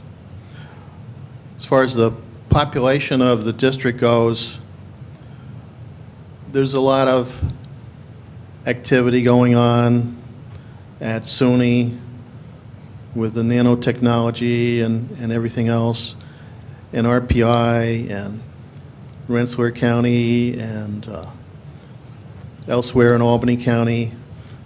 And with a low unemployment rate and the favorable economic conditions in this area, especially Albany County, I think the population of the district will keep going up.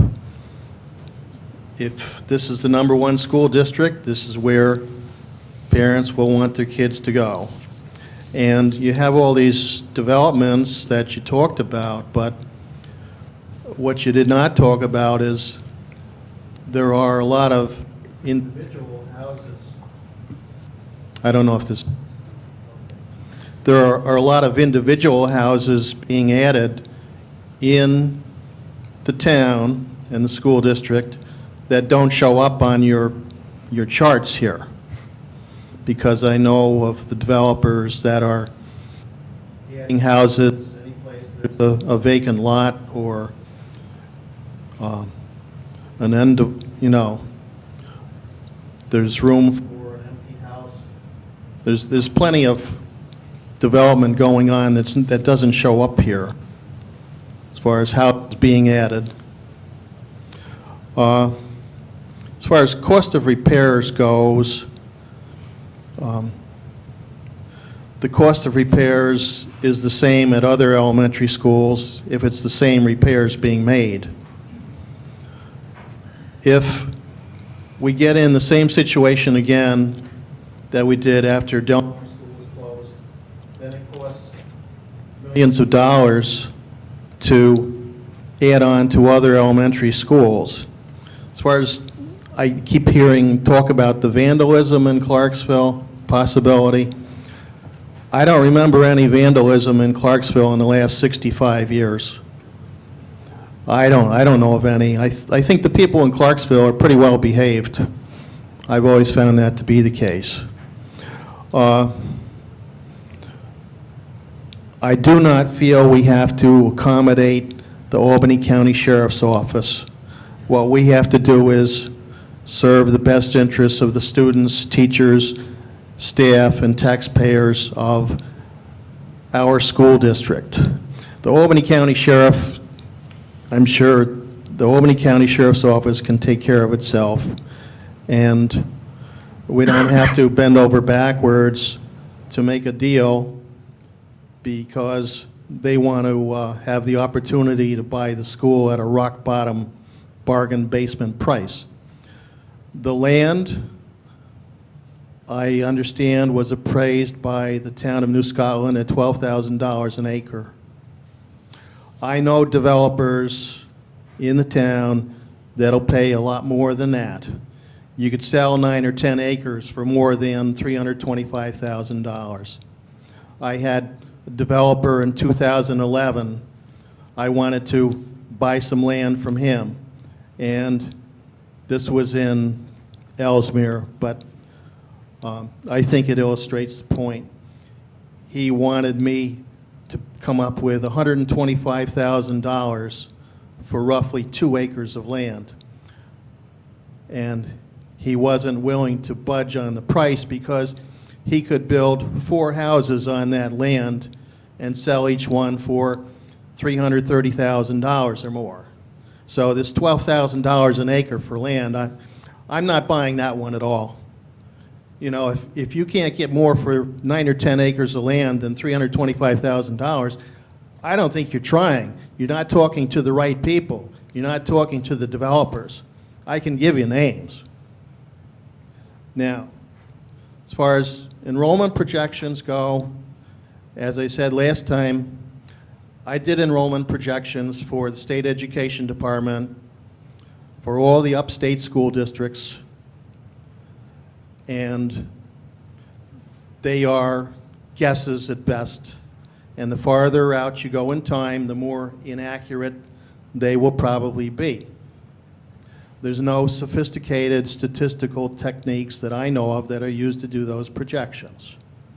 I worked with a PhD student in statistics who tried to come up with one, a sophisticated technique to make better projections, but you don't know all the variables for each school district, and you don't know the values of all the variables for each school district, and he was unable to come up with anything. Going back to the last meeting, there was talk about bad data and no data. From my 45 years of experience in research and statistics, I would say bad data is probably worse than no data, because if you have no data, you really can't make any conclusions or draw any inferences.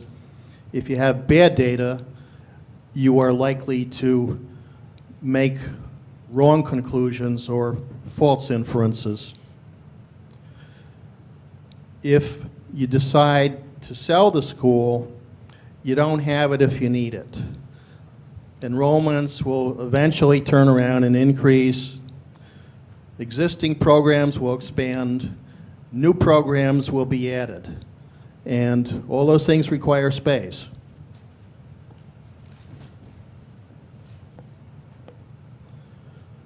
So I noticed on the website that the full market value, according to the town of New Scotland, for the school and the land, I assume, is greater than $1.7 million. And here we're talking about a bargain basement price of $325,000.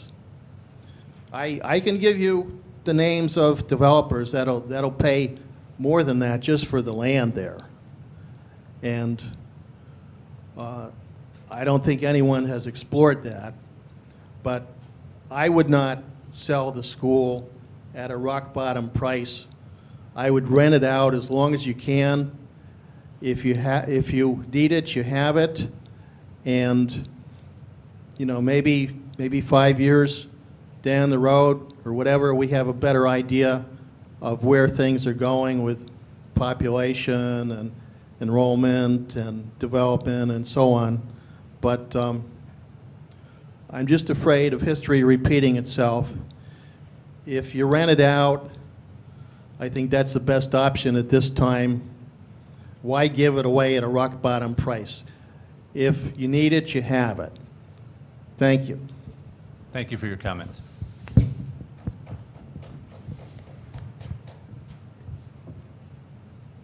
Would anybody else like to make comments to the board?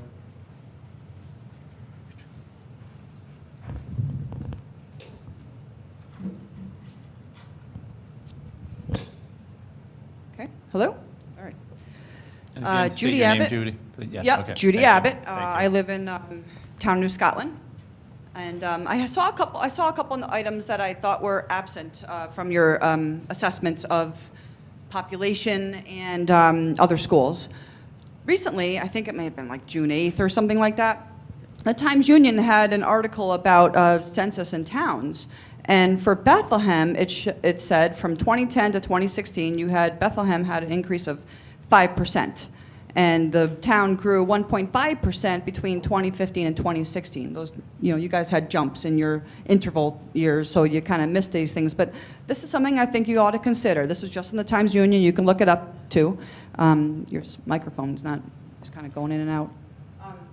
I also noticed that Voorheesville is missing from your table. Voorheesville is actually planning on building an elementary school. Imagine that. Why don't you sell Clarksville to Voorheesville? All it needs is 2 boards to decide on that. They're talking about taking over their bus garage to build an elementary school and building a new bus garage.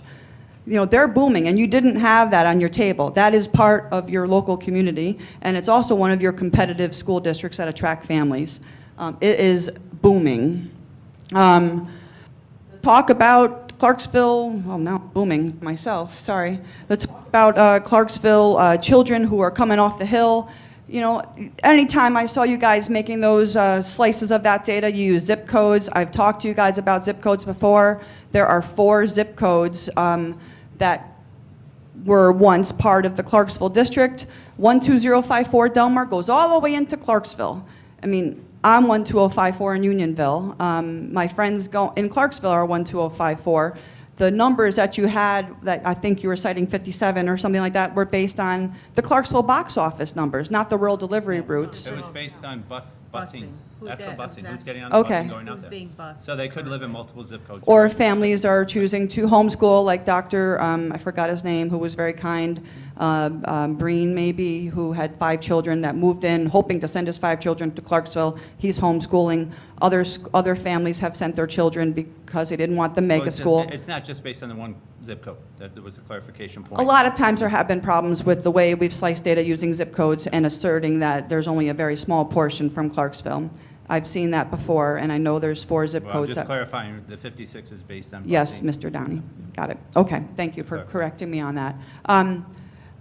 So I want to ask a big question to you guys. Do you really want mega schools? Do you really want mega elementary schools? You know, I remember we didn't like elementary schools. Lynn, I'm quoting you again from 2010. No more than 400 students per elementary school. That was something that you felt as a district was important to have the community feel in our elementary schools, you know, so that you can assemble as one unit instead of breaking up K through 2, 3 through 5. Do you guys really want mega elementary schools? Is that really attractive to you? Bueller, anyone? I don't love it. No, I don't we're want hearing your a mega comments. school. We're hearing your comments. All right. Well, so, and I guess my summary then, 2003 was the moratorium for Bethlehem, and I thought it lasted until like 2006 or something, 2007, I thought. But yes, I've looked at the enrollment data, and your peak is 2005. When I was looking at some of the old charts that I had from a while ago, when we were having a lot of these meetings, I thought our K through 5 numbers, we were about 180 below our peak, is when I was looking at some numbers in our K through 5. So I don't think we're that far off from what our peak once was. So I feel like this rushing to this decision tonight is short-sighted. You're not considering a lot of alternatives, including better use of all your elementary schools so that you have art rooms or math labs or language labs or learning spaces for children that have special needs in every school instead of sending them all to one school.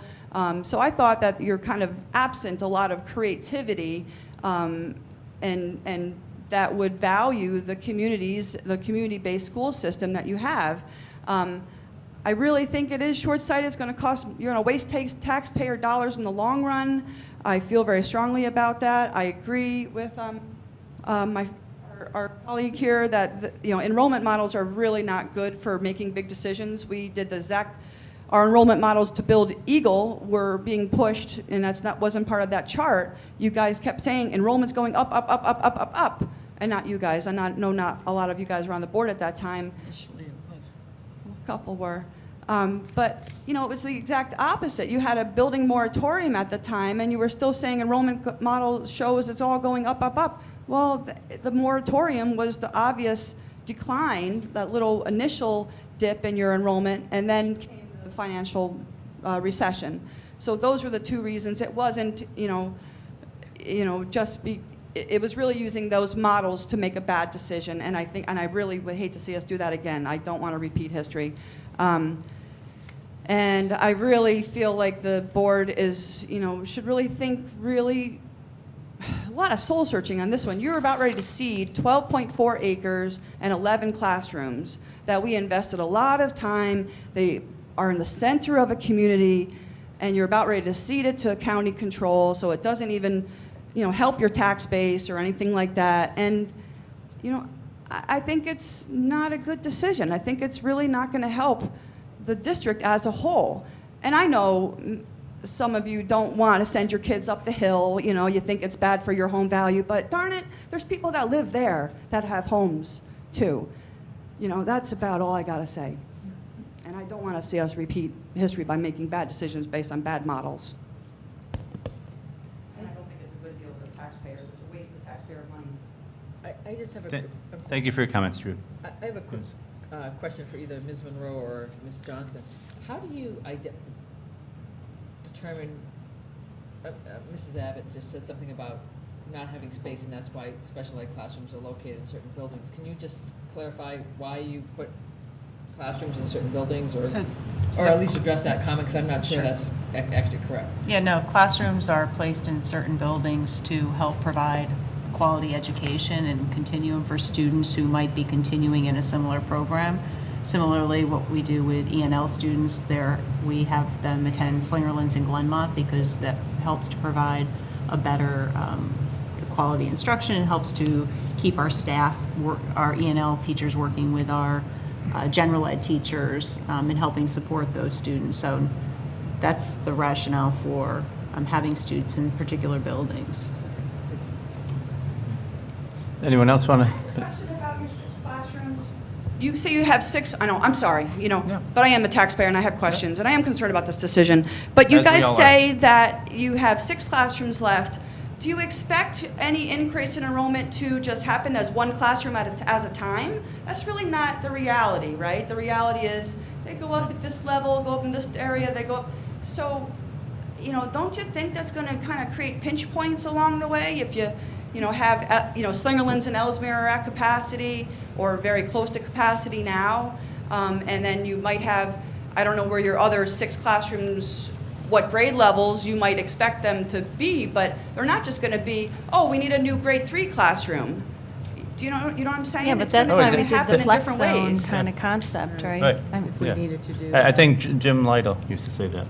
People don't have the exact number of children per grade that we need them at a place, Can you actually put the slide up too with the enrollment numbers per grade? Building. Per building? Yeah. Because I'll tell you, where I get pushback in my neighborhood, which is a mixed neighborhood with seniors, is when they see those numbers of like 16 or 17 in a classroom.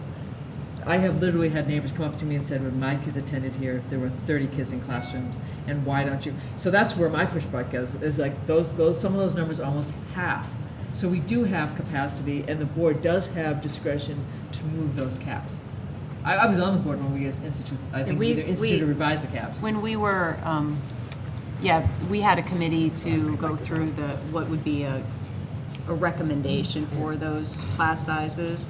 When we were going through our budget reductions and were cutting back a lot, we generally, at that time, were using guidelines where we would go 2 over cap to minimize staffing. So, for example, in 5th grade, we had some classes of 29. You can see in K1 and 2, that most of those numbers are quite a bit below the recommended cap currently. Well, I know that the teachers, I'm sorry, my mic was off before. The teachers had recommended that if we were going to have lower class sizes, to please kind of cluster them towards the earlier grades. Right. But as I said, the pushback I get is Right. those numbers are way too low, Yeah. and I'm paying for that many classrooms. Yeah, they're very low. The K numbers are very low. I just have a question. If Clarksville, when it was running, and the lines were obviously different and there were more students, what was the operating cost of running Clarksville for the additional school? Because I don't know what that was. Close to $1 million, 800,000. Yeah, it's about 800,000. Well, So that it- 800,000 was strictly the principal support Just staff, staff, janitor, right. right. Principal The versus teachers were going to be staff. dispersed other elementary, so it didn't include operating a full school. It was strictly what it would cost to Staff it. staff it. Not- Well, no, it's staff administratively, secretarial. Right. Yeah. Benefits, salary, Right. for the But whole. not teachers. Because Not teachers. So right, it was teachers were- 800,000 without teachers. Right. Because those teachers That were going sounds to be. very high. No, I There think. were some teachers included in that number as well. Right. Yeah. No, I didn't they're think high. it was, but Would, if, I'm just hypothetically saying, if there was a larger enrollment, would we save on busing Clarksville students, or no, because we'd be busing backwards? Like, if, The transportation is about the same because again, you're going, it would be net. yeah, it's, Well, well, let me- either you're bringing students from the, The board, please, the Yeah. board, let the board have their discussion. so, I thank Judy for your comments. Well, I could get. you clarify what your question was? My question was the number of students, like, with the lines, maybe not the neighborhoods that were on the other side of town because of capacity issues. If you had lines that were closer, what would, like, a student population look like? At If you- Clarksville, you mean? Like a new Right, if student you pop- included like, let's say a Fisher or that area over there that's close to Clarksville. They were in it. No, I Fisher know, was, I yeah. know. So I'm saying, what was the student population then if you included those neighborhoods? Because You mean the technically- number? Is that what Yeah, you're like looking for? 150 students. Yeah, to fill the school, it was 200 something. Right, but they were reaching, I mean, there were neighborhoods by me, which doesn't make sense. It was on the whole other side of town. So just little pockets that, because of the capacity issues. I'm just curious how much it would be and how, Judy brings up a good point, and you talk a lot, Joanne, about culture. And I remember when, and I don't think the population, and this is my personal opinion, I don't think the population will ever be to the point that we saw it in 2003, 2004. I don't ever see that with the amount of our taxes in this community, that we're going to see such an influx. Except for school taxes, they're 5 times my sometimes. So I guess my question is, I would be concerned about culture. I didn't like seeing Glemma at 475 ever. That was craziness. But even looking at Slingerland's at 473, and when I was at Eagle, we were over 400. I didn't feel, and I'm being honest, I didn't feel like it was a good school culture, not because any one individual didn't make it that, it was too big. It was really big, and that's my personal opinion. So I think that goes to a larger, not necessarily economic. I understand the numbers, and I believe it makes economical sense to sell the building. So I'm just saying, as a culture and what we as a district want to promote, is that what we want to promote? And even with the 473 at Slingerland's, we have 150. Even if the number's 150, 200, are we looking at Eagle being at 450? Is that what we want? Do we have the money? That's just where I'm at on it. I was just asking questions. I see the economical aspect of it. So I would you just think it propose goes- redistricting people out of, I guess you'd have to say, out of Eagle and out of Slingerland's out to Clarksville, is what you would be proposing? It's 6 miles from here to the high school. I think it's reasonable to think that somebody could go, 3 miles if they're close. I think that's, I But don't then think we'd that's out have, of. then we'd have empty classrooms in those buildings. Because you'd have to There's pull them out of other- somewhere.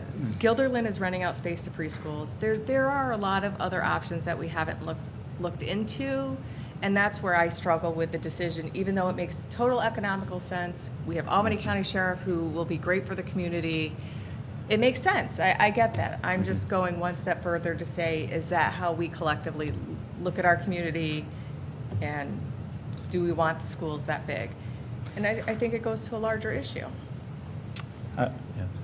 I guess, and I appreciate the comments, but there's sort of multiple asks here. There's one ask, which is turn it back into a school, because we'd like to have a community school. We can do something, kind of what Christine just suggested. To me, that doesn't make any sense at all, because it's sort of a forced, kind of, let's make this a school. We don't really need it as a school, but let's just do that. And then there's well, can't we use it for something? Because it is a school, can't we be creative? Again, we don't really need it. If we had a gun to our heads, could we think of things to do with it to enhance our curriculum and our program? Maybe we could. Maybe it would be more disruptive in terms of sort of busing people out for specific programs. And then there's the argument of let's hold on to it because we're selling it at, it's too cheap of a price, and, that's not the right thing. I guess where I am is we're making a decision based on assumptions, which is what you do when you're budgeting and you're doing forecasts, kind of decision-making. I'm not willing to just discount the data that's been presented. It's been described as bad data and, junk data, but nobody's really said exactly why it's bad or whether there's better data sets that we can access. I'm much more comfortable making a decision based on some data. I think it's actually, for me personally, irresponsible to ignore the data because we may not like it. I also think that because data is based on assumptions, there are some interactive issues at play that we can't also forecast. One of them is the conversation that's taking place not just in Bethlehem, about stemming growth. So while we don't have a moratorium, and we haven't for many years, there's a big town board discussion taking place right now about what we do about excessive development. And the conservation easement, which we passed, is one tool that we were party to, much like the town board and now the Albany County Legislature is considering, that may have an effect on development in our town. The town board, and I don't know if you're watching the new candidate races, but they're having a very lively discussion about growth and how we stem that growth. So maybe a moratorium's not coming, but there may be some measures coming that will have an interactive effect on this. Shenandoah, Clifton Park's having the same conversation. They just had a big land use debate that went the way of the open space people by a 2-to-1 margin. So I think they're having this conversation. So this is super tough, though, because I totally get what you want and why you want it, and everyone wants that. The ideal is, my kids never had the fortune to go to Clarksville. I would say that a lot of people like me would have been very happy to go to Clarksville. I never, ever thought it was anything lesser of a school, or that I never, I only heard wonderful things about what a great school district, especially from kids who went there and also teachers who taught there. So I just, if there's a way to do this to make everyone happy, I would be all on board. I'm going to abstain from the vote on this, and I just want to tell you that we've consulted with the school attorney. Because I'm an Albany County legislator, I shouldn't participate in the vote. And I do appreciate, and I want you to know that every board member is truly taking this very seriously, and this is a tough decision. But just thank you for indulging me on the thoughts and comments. But I think there are some things we should be thinking about related to those interactive things that we don't know, but they do exist. I second everything Joanne just said, but I would also like to add that we're also gaining a wonderful neighbor in the Sheriff's Department, not only for the Clarksville community, but for the entire Bethlehem community. We're going to have a great use for that building instead of having an empty building sitting there. And they will be protecting that building. They will be protecting our community. They will be keeping our kids safe. They will be keeping our homes safe. And I can't think of a better way to use that building. Go ahead, because I have this. Yeah, I just, I do appreciate your thoughtful comments, Joanne, and I do agree with you. I must have said that in joking at the party. I mean, you do have a lot of thoughtful comments, and I appreciate the ones on this. I was just trying to think back just a little bit when we closed the school and we were looking for a tenant, because we did actually attempt to look for a tenant, and we were very happy when the Sheriff's Department approached us. So there were efforts made to try and use the building once it was closed, but we really weren't having much success with it. And maybe, if you recall that, Judy, maybe just to clarify for people here, because appreciate all the comments, but maybe they don't realize that actually some of this work was done initially.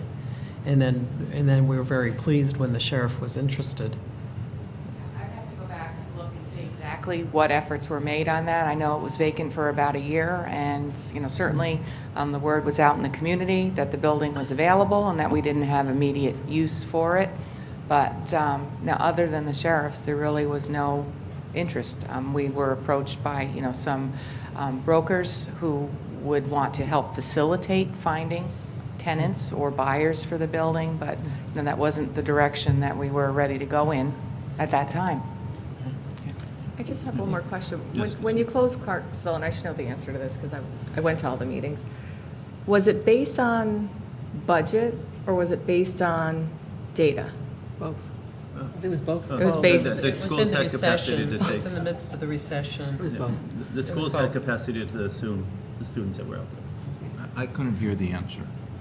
Yeah, the other schools had capacity to assume the enrollment from out there, and it was a budget. It was both. She asked how the board voted, and those of us who were on the board, that it was, I think it was both. So, I have something to say that I left the last meeting kind of thinking quite a bit about things, but what I forgot, and I remembered as soon as I got in the car, was in the very large public forum we had, and it was during the winter track banquet, because I know, because I was running back and forth, I think Judy was doing the same thing the day of the track banquet in the cafeteria, so I know it was probably in March, so we've been talking about this for a while. I forgot how many people came up and said, we prefer it to be a school, but if you can't make it a school, do not leave that building vacant. And who spoke favorably about the sheriff. And I'd forgotten about that until I was leaving the last meeting. People said, please do not leave it vacant. And I know that at the last meeting, some people were saying we'd be willing to see it for 5 or 10 years. We don't care as long as you maintain it. And the memory came back of how many people said, we prefer it to be a school, but if it can't be, please don't leave it vacant. And the whole thing about money too is we could hold out for someone who wants to buy it for $1 million. Regardless, if we sell it to someone who sells it for $1 million, $2 million, we have no control over it. So we could sell it to a developer for $1 million who then puts whatever housing he or she can, depending on the zoning there. So once it's sold, we don't have control. And so if it's an issue of money and people say, well, we should hold out for more money or look for other renters or whatever, but if we want to sell it, we should sell it for more money, then who might that person be and what might they do with the property? Well, also too, and we haven't talked about it, for a developer to come in and buy it, they have to tear down the building, and that costs a lot of money. Yeah, there you go. It's gone. So, It's gone forever. And I think the argument being made is to keep it as a school. They don't want to tear it down. right.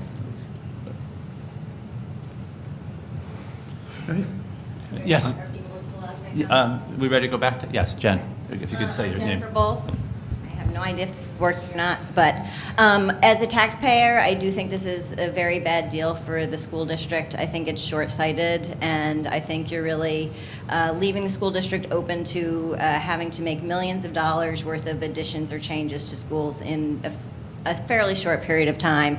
I know that that is not an argument that Ms. Kehoe wants to make or the administration, so I'm going to leave it at that.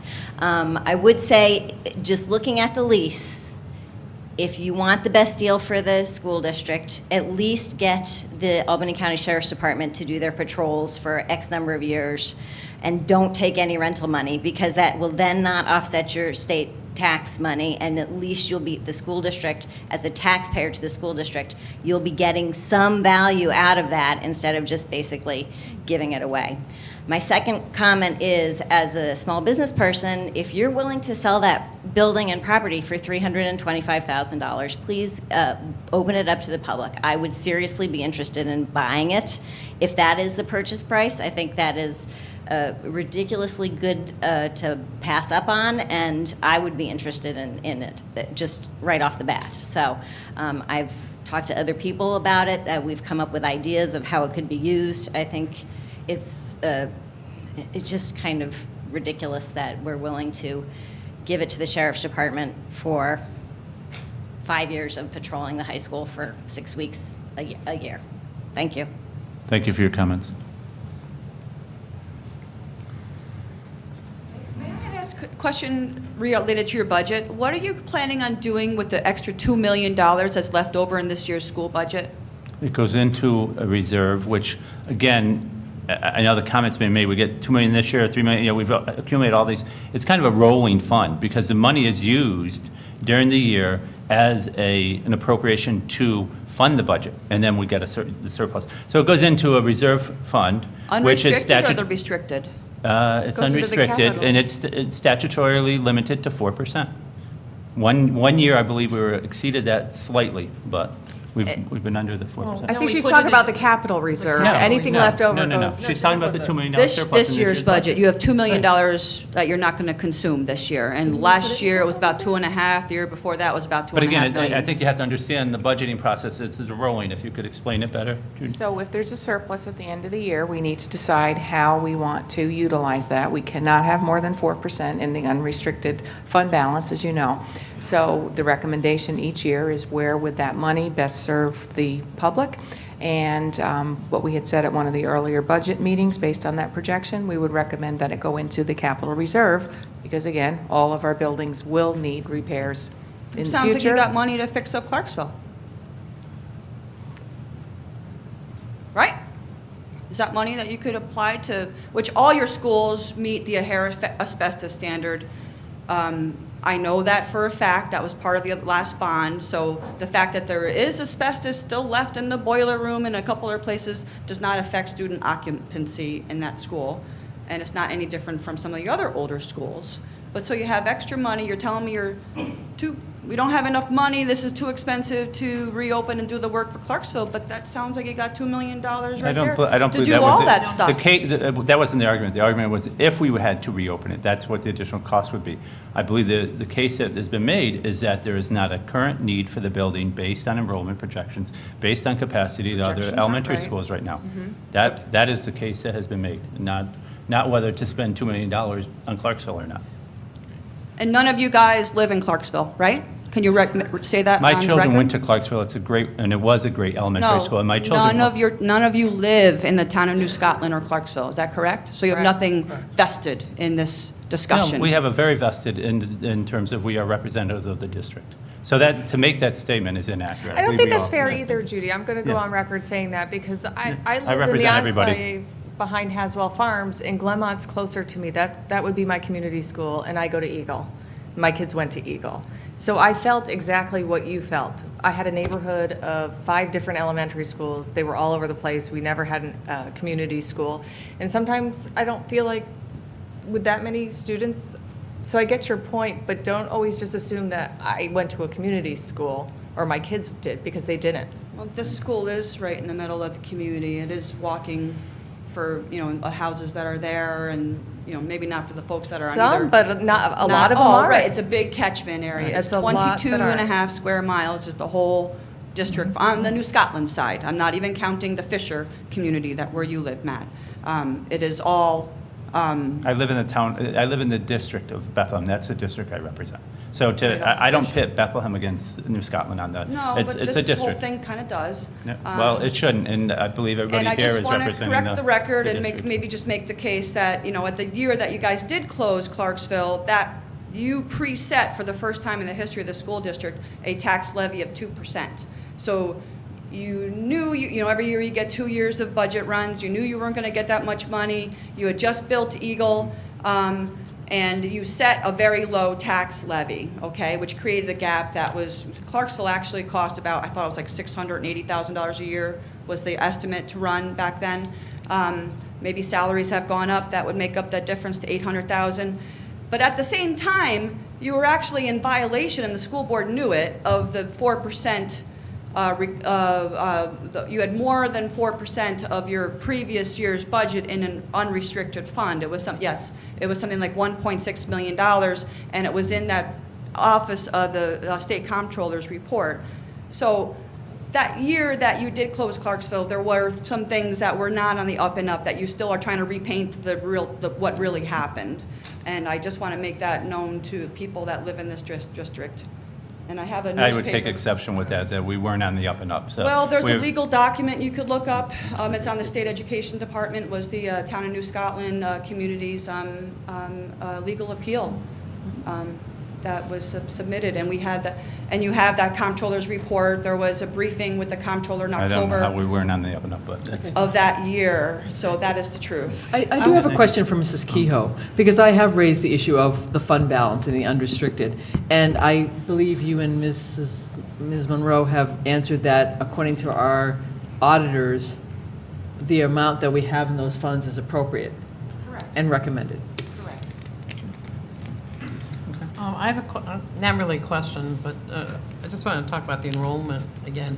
I was on Enrollment and Facilities Committee back in 1987, and we had studied, we went through the capacity of all the buildings by square footage and whatever, how many students we could have, what the standard size classroom was, et cetera, and then also looked on the enrollment side. And over the years, we've used projections to kind of determine what we needed. At that time, we were growing, no question that we were growing, But it was interesting that we were still limited by state ed about how much we could grow because they would only use data going out 5 years, live birth data, basically. So even though we knew we were going to need more space, we weren't permitted to actually build it. So that's why a couple years later, we had to do another bond issue in order to, expand that much more. But all along that time, the numbers were always pretty accurate each year of, the number of students in the school. It might have varied a little bit, but really not by much. Margin of error was small. So I think, certainly having an outside group like the Capital District Planning Commission do this, I think, to me, I can trust that data. I mean, it's not an exact science because you don't know where turnover of housing will be on houses that are already in town. I mean, obviously that we don't know. But I think that the data is reliable and we can use it. And I do feel there's, plenty of room there. I have not said anything so far in this conversation. I've listened to the comments at the various meetings, and I've listened intently to what my fellow board members have said so far. One of the things that I've heard is that a long time ago, we closed the Delaware Avenue School. I don't know what precipitated that, and after that, we ended up having to build, I'm not sure if it was a school or just additional classrooms. Sometime later, after a moratorium and a recession, we closed Clarksville, and my concern is, and build another school, then close Clarksville. And my concern is that we're going to just repeat this again and again. I think that the deal that we have with the sheriff, especially given the fact that this did not go out into the public for other people to give an offer. I can't say whether the offer that was made, and I can't call it a real offer, but that the suggestion that the woman, the business owner that stood up is a real offer. I have no idea. But the fact that we haven't gone out and at least posted it and said, look, we're looking to sell this. Is there somebody in the community that's interested? Here's what its value is. Are you interested in buying the building and doing something with it? And I just have a real problem selling a building for what amounts to, and Judy said this at the last meeting, no net difference. There's no net difference, plus or minus, when we sell that building. If we don't sell it, yes, there is the cost of upkeeping it. But we seem to have, with the way we budget, we seem to have $2 million a year that rolls into the capital fund or the restricted fund, the fund balance. It rolls into the fund balance. It seems to me that if we have that amount of money that's rolling over each year, that we certainly have the money to preserve the school, to go out into the community, see if we can sell it, maybe with a clause that we get it back if we need it. But I really would hate to have a situation where we end up with needing a new school, spending millions of dollars more for that space, because we made a decision without fully exploring. And I think Judy's done a great job with the numbers and getting us data that we've asked for. All of us, I think, have asked good questions, but I'm still struggling with this because I don't feel that I have enough to make a decision on, and I'm really troubled by the fact that we haven't gone out into the public. We've taken what the sheriff has said, this is the deal, take it or leave it. Maybe there were some negotiations back and forth, but basically it's sort of like take it or leave it, this is my deal. And again, there's no question, great neighbor, etc. But I'm concerned about how we are going about this, and I'm concerned about what seems to me for a decision of this importance that we are, I feel, this is and you may disagree with me, But I feel that there is a rush to get this done because the sheriff has given us a deadline. And I do feel, although you said it wasn't like, a gun to the head, I sort of feel like it is a gun to the head. And I don't like that reference, but that's what I feel like. So when it comes to it, I cannot support this, the way we're doing it. I just can't. I would just add, though, Jonathan, you've been part of the whole process for months and months and months, and if you had an issue, or you suggested, I mean, if you made that type of suggestion months ago, we could have maybe done that, but... It's taken, we get the information that is given to us, and I did go out, I did look at some alternatives. We did have some discussions that involved them. They were in executive session because it involved the contract, and that's where I understood you wanted them. I don't recall any executive session discussion. I did at that discussion mention the possibility of, have we thought about selling Ellesmere? Or what would that... I never remember having that discussion. Maybe I wasn't at that meeting. Oh, we did. We did. I must not have been at that meeting. Okay, but it was, I did come up with some alternative suggestions. I didn't think about... But that would, you should have brought it to the board, and then the board could have made a decision. I did bring that to the When he board. brought it up, I mean, he's talking about it now. Right. The majority of the board did not support it, that's why I didn't go. Right, it was, the majority didn't support it, so I dropped it. But the idea that we, I find it, I would have thought that this had gone out to, don't we have to do competitive bids to do things like this, or can we just make a deal like this? Well, But the municipal- school district back in mid-'70s, I mean, the school board sold the Delmar School for $1 to the town. I mean, people could quit. And how much did we spend then to get the space we needed? And that was right in the center of town. Yeah. I mean, I'm just Joanne would- concerned that history is going to repeat itself, and like I said, I just can't support it. I have a question. If you'd like to make a comment to the board, yeah. If Voorheesville is building an elementary school, can we talk to the Voorheesville School District and see if they'd be interested in buying Clarksville School and how much they would pay, or even renting? Is it in? It's not in the, it's not in the their Voorheesville, district. right. Why would they build a school that's not in their The district? district. Very close. But it's still not their district, that, I mean, that You'd would. have to I think there you'd have were to some- draw the lines of school Right. districts. But it, Okay. but Tell them there- to send their Maybe kids the in. people in Clarksville would like that. They would. but there was discussion informally between the superintendents at the time, the superintendent here and the superintendent of Voorheesville, because they were looking for more students, Back so. when we closed the school, I Yeah.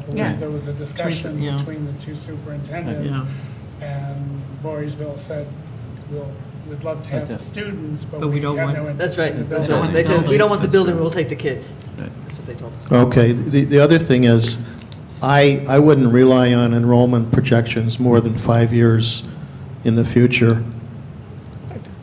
Thank you again for your comments. Anyone else have any comments? All right, do we want to amend the agenda and vote on it now, or do we want the next presentation? So we'll amend the, okay. I do have one other question. Ms. Monroe, was there any credibility or option to go back to the sheriff about those patrols? And what Dr. Bull had said? Get more years. No, to deduct the amount of money that we're crediting them for those patrols, because she made that suggestion. Dr. Bull says, at least don't, I think that's what she said. I Don't thought she was deduct- saying extend them, but. Well, extend them, I thought she Get said. more. But not get the rental money. Right, that's. Right. She wanted to not get the rental money. Oh, I just thought she was extend saying it. No. deduct the amount of money we credit them for the patrols. Oh, I misunderstood, okay. No. But if we don't take money, the money we take, does that get subtracted from any state aid? Mm-hmm. Okay, so if we took no money for it, Would we have a better would deal? would we have, instead? right, It's a wash. I think that was in your last, one of the slides in the last presentation, correct? If it's sold, The state will take the total value, the total consideration, and deduct that. So whether it's in-kind services or whether it's cash for the lease payments, it's all deducted, so Okay. it doesn't matter.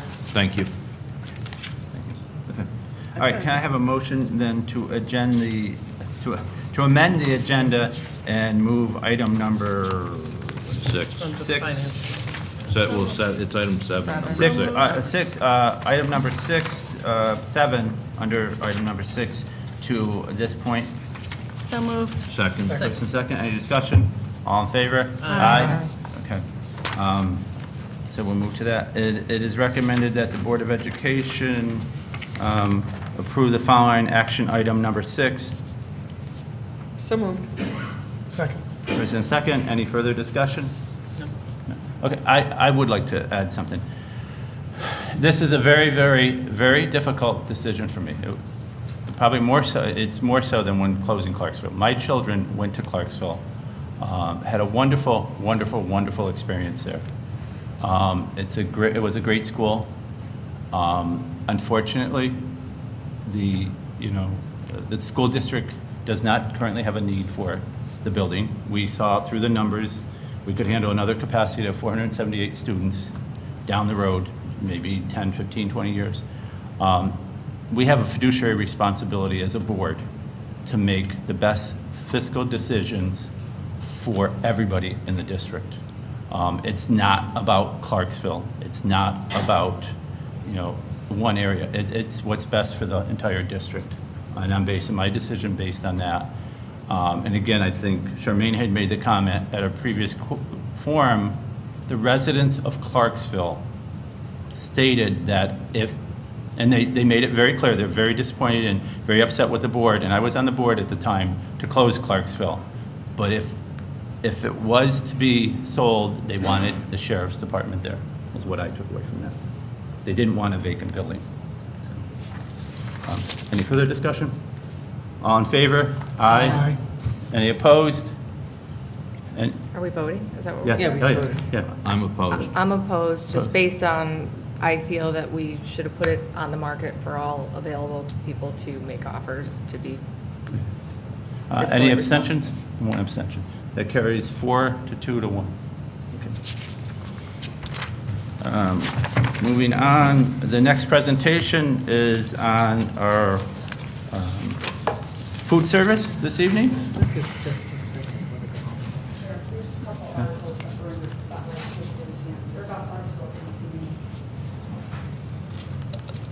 Actually, got a picture of all of you of the memorial. Thank you.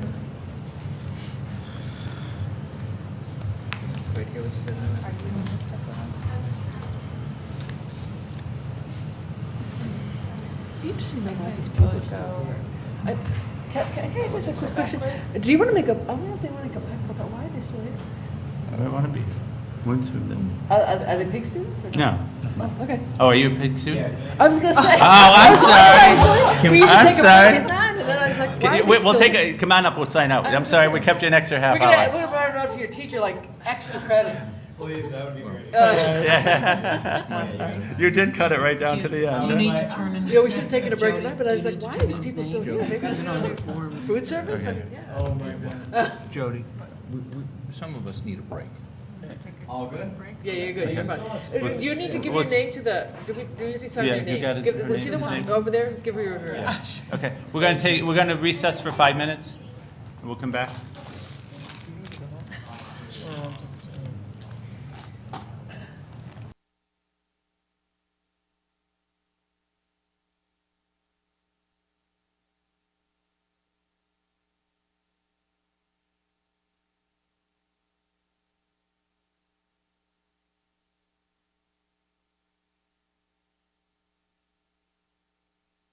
Back in order. Or back, We can keep back in this thing session. moving, right? Yeah. So, hi, everybody. Hey, Lisa. Good evening. I'm here to give you an update on how the food service program is doing this year. A couple just housekeeping type things. So what's new for us in 16-17 this school year? We updated the school wellness policy, at least the nutrition section of it, added some new goals in there that are really focused on the future and like a more clean foods and ways of inspiring kids through some tried and true techniques to make better choices. Even though we may have many choices, we want to encourage them to take that healthier choice. We want to prepare them for the outside world. That's the goal, where there's many choices.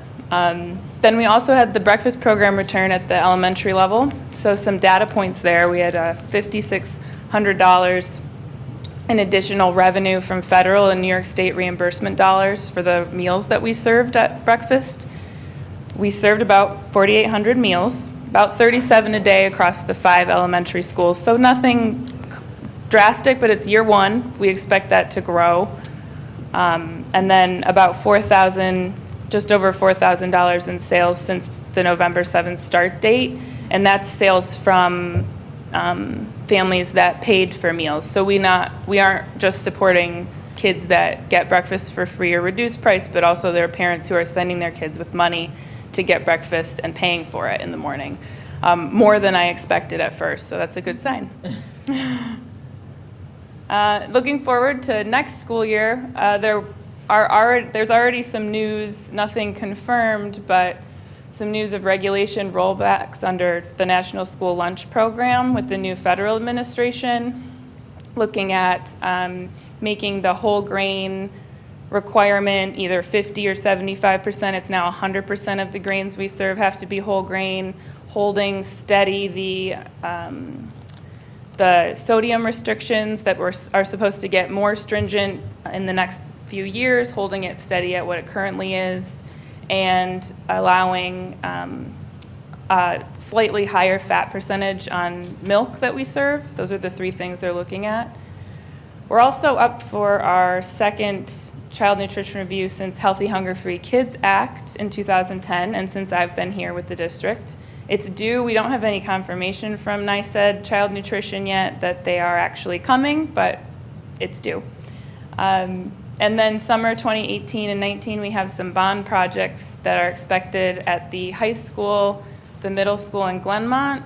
Glenmont's going to be getting a full kitchen renovation. Their kitchen is very dated. All the cooking equipment is electric, which is not very efficient. They have some issues with their ventilation systems. Their serving line is a little too small to serve the amount of students coming through. So they're all going to be positive changes for Glenmont. The middle school is going to get a larger freezer unit, which is definitely a needed thing there. We are currently transporting food from high school to middle school because she can't, the cook there can't store all of the food she needs in the freezer at the middle school. So that's going to be a big help. And at the high school, various efficiency improvements that are going to make our service even better than it already is. So this is just a picture of some nice, pretty images from the past year. We have a display of fruit bowls. We're looking at moving to something like that at all of our schools where things are displayed in a more friendly way, more appealing way, where students will want to select it. We have our high school kitchen crew, and in the bottom corner, Joyce from our high school kitchen displaying a nice, perfectly temperature cooked roast turkey for our Thanksgiving meal at the high school and elementaries. And some local corn in the corner that we did in the fall from a local vendor up north of Troy. So we got all the corn cobs and shucked them and split them in half for elementary service, which was really well received by the students. They loved it. Yeah. And you have to give a shout out to Mr. Scanny We here, do. who's in the front photo Thank you, there, Judy. who has come to the meeting in support of the program. And waited so patiently. Very patient. Tom does our high school snack bar here. Excellent job. All the kids know and love Tom. He's the snack man. So other items of note, we did use local apples all year. That was one of my goals, and I look at still continuing to expand the amount of local produce we have. We had a dietetic intern that was with me for various portions of this school year. She worked on a couple projects, one of which was at the high school. She did a couple various learning sessions with a table and teaching high school students about, how much fiber do I need, how much protein do I need in my diet, and giving them some really hands-on visual learning techniques to kind of help them with those decisions. So it was really good. She also did an analysis of some of our products, specifically beverages we serve at the high school, which was very helpful, looking at how can we improve the nutritious value of all the beverages we serve, and how can we eliminate some of those that aren't as nutritious. We also always have food service staff appreciation, or superhero day.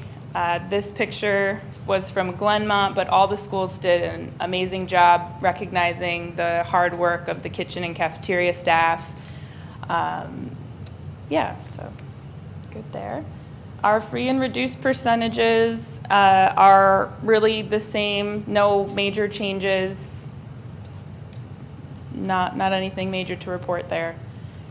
Sales growth areas. So we have a couple of specific areas that I picked out that I wanted to discuss with you. So the high school overall sales are just far exceeding expectations, $40,000 above what we did in 15-16. So we're very happy to see that.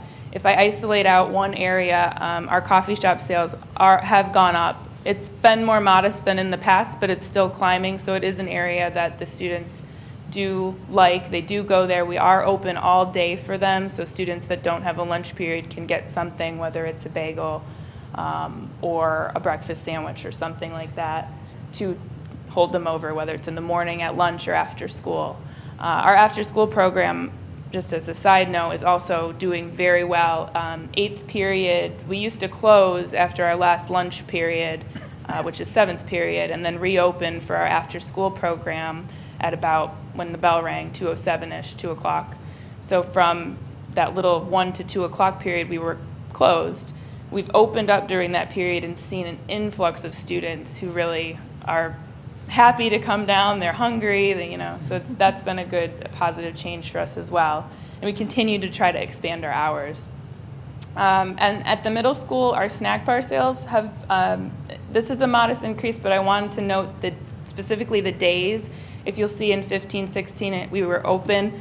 The days we were open was 147, and the days we were open this year were 148, which isn't a big difference. I'd really like to focus on that next year, because we have school for 175 days of service, yet we have some days we can't open our snack bar because someone's out and I don't have coverage. So that's a big focus next year, where you can see even one more day being open is $1,500. If we could be open for the rest of that gap, that's a big area where we could expand service. So the next few slides are looking at each segment, so high school, then middle school, and elementary. So starting with high school, and I've already talked about some of the things we've done in expanding hours.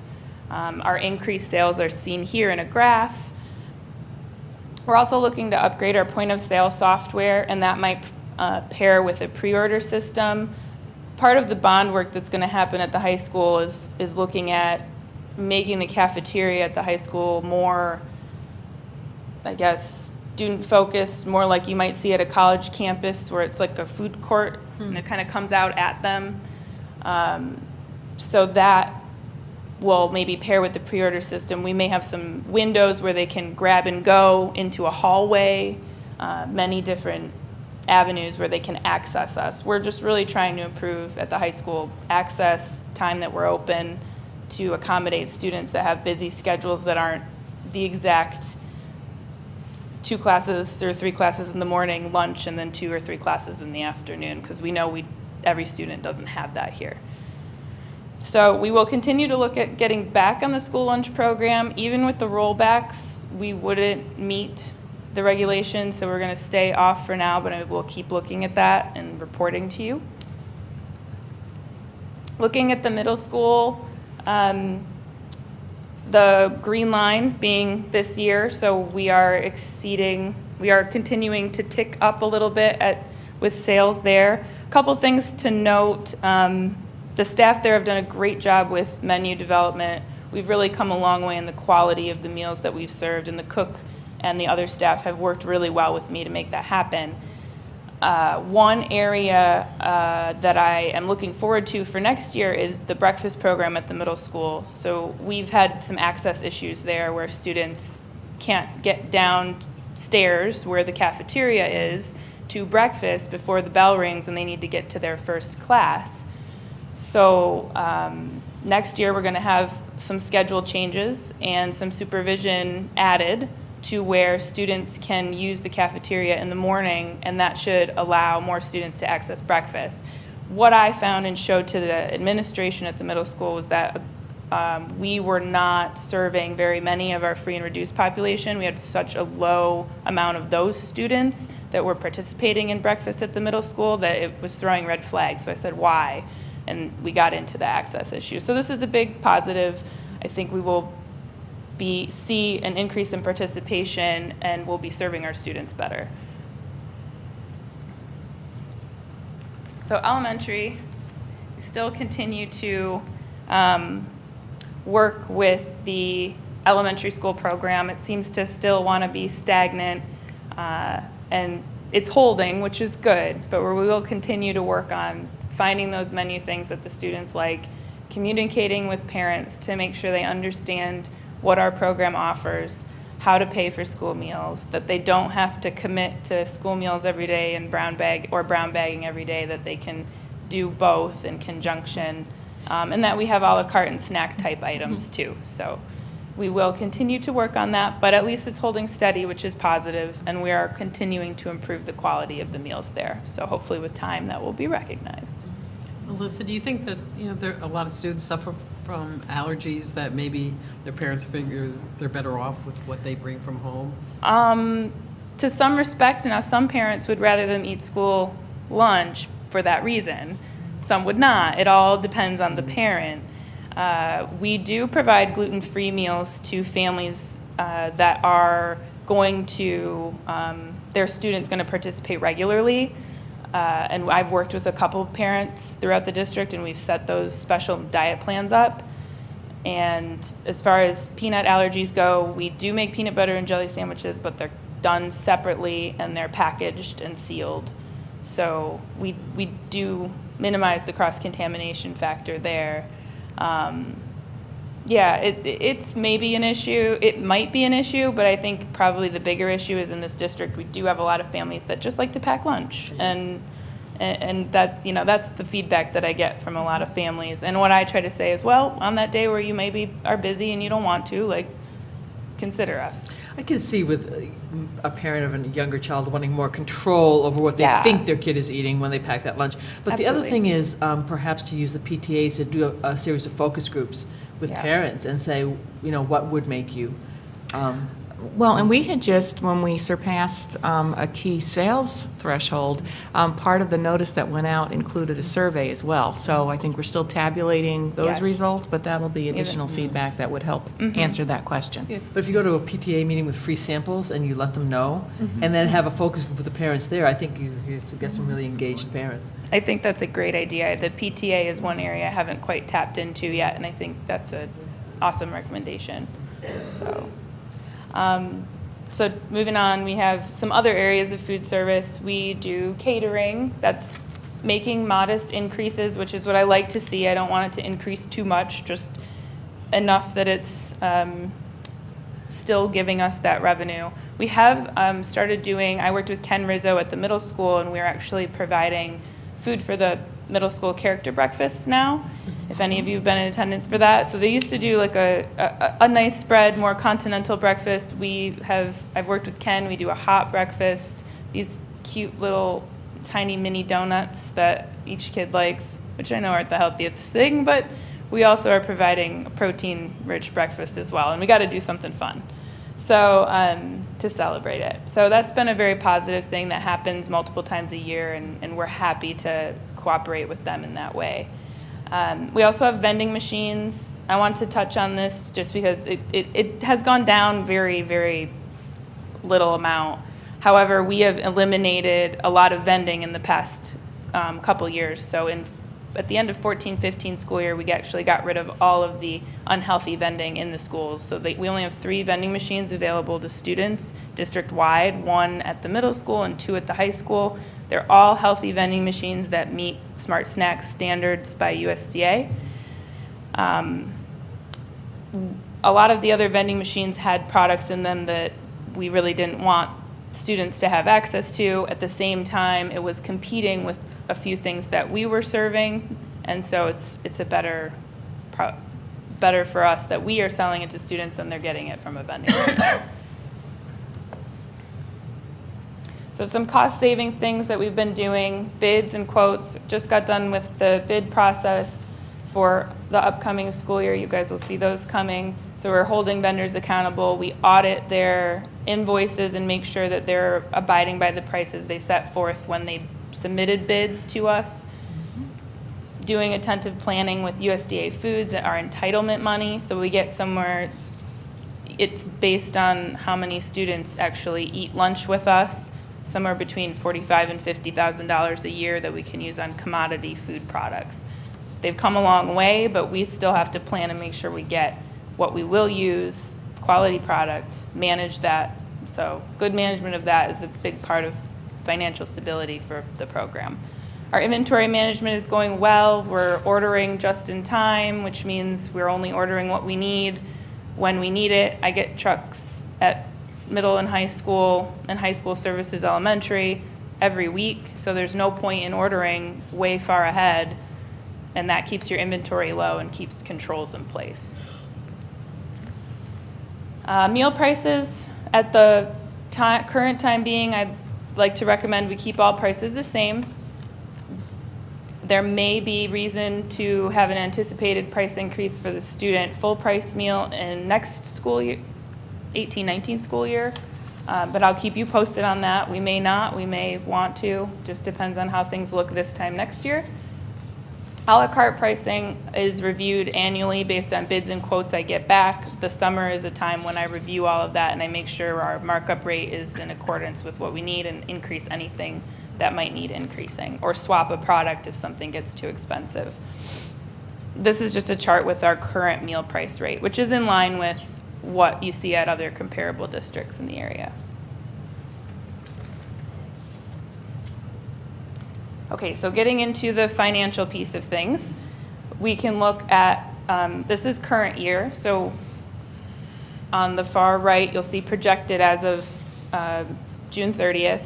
That was projected at the end of May. So we still have some gray area, some changes that might be made in finalizing. I did look at it today, and I see that the sales, at least the sales subtotal is a little bit higher than we projected, so that's a good thing. So we're looking at $1,280,000 on revenue side.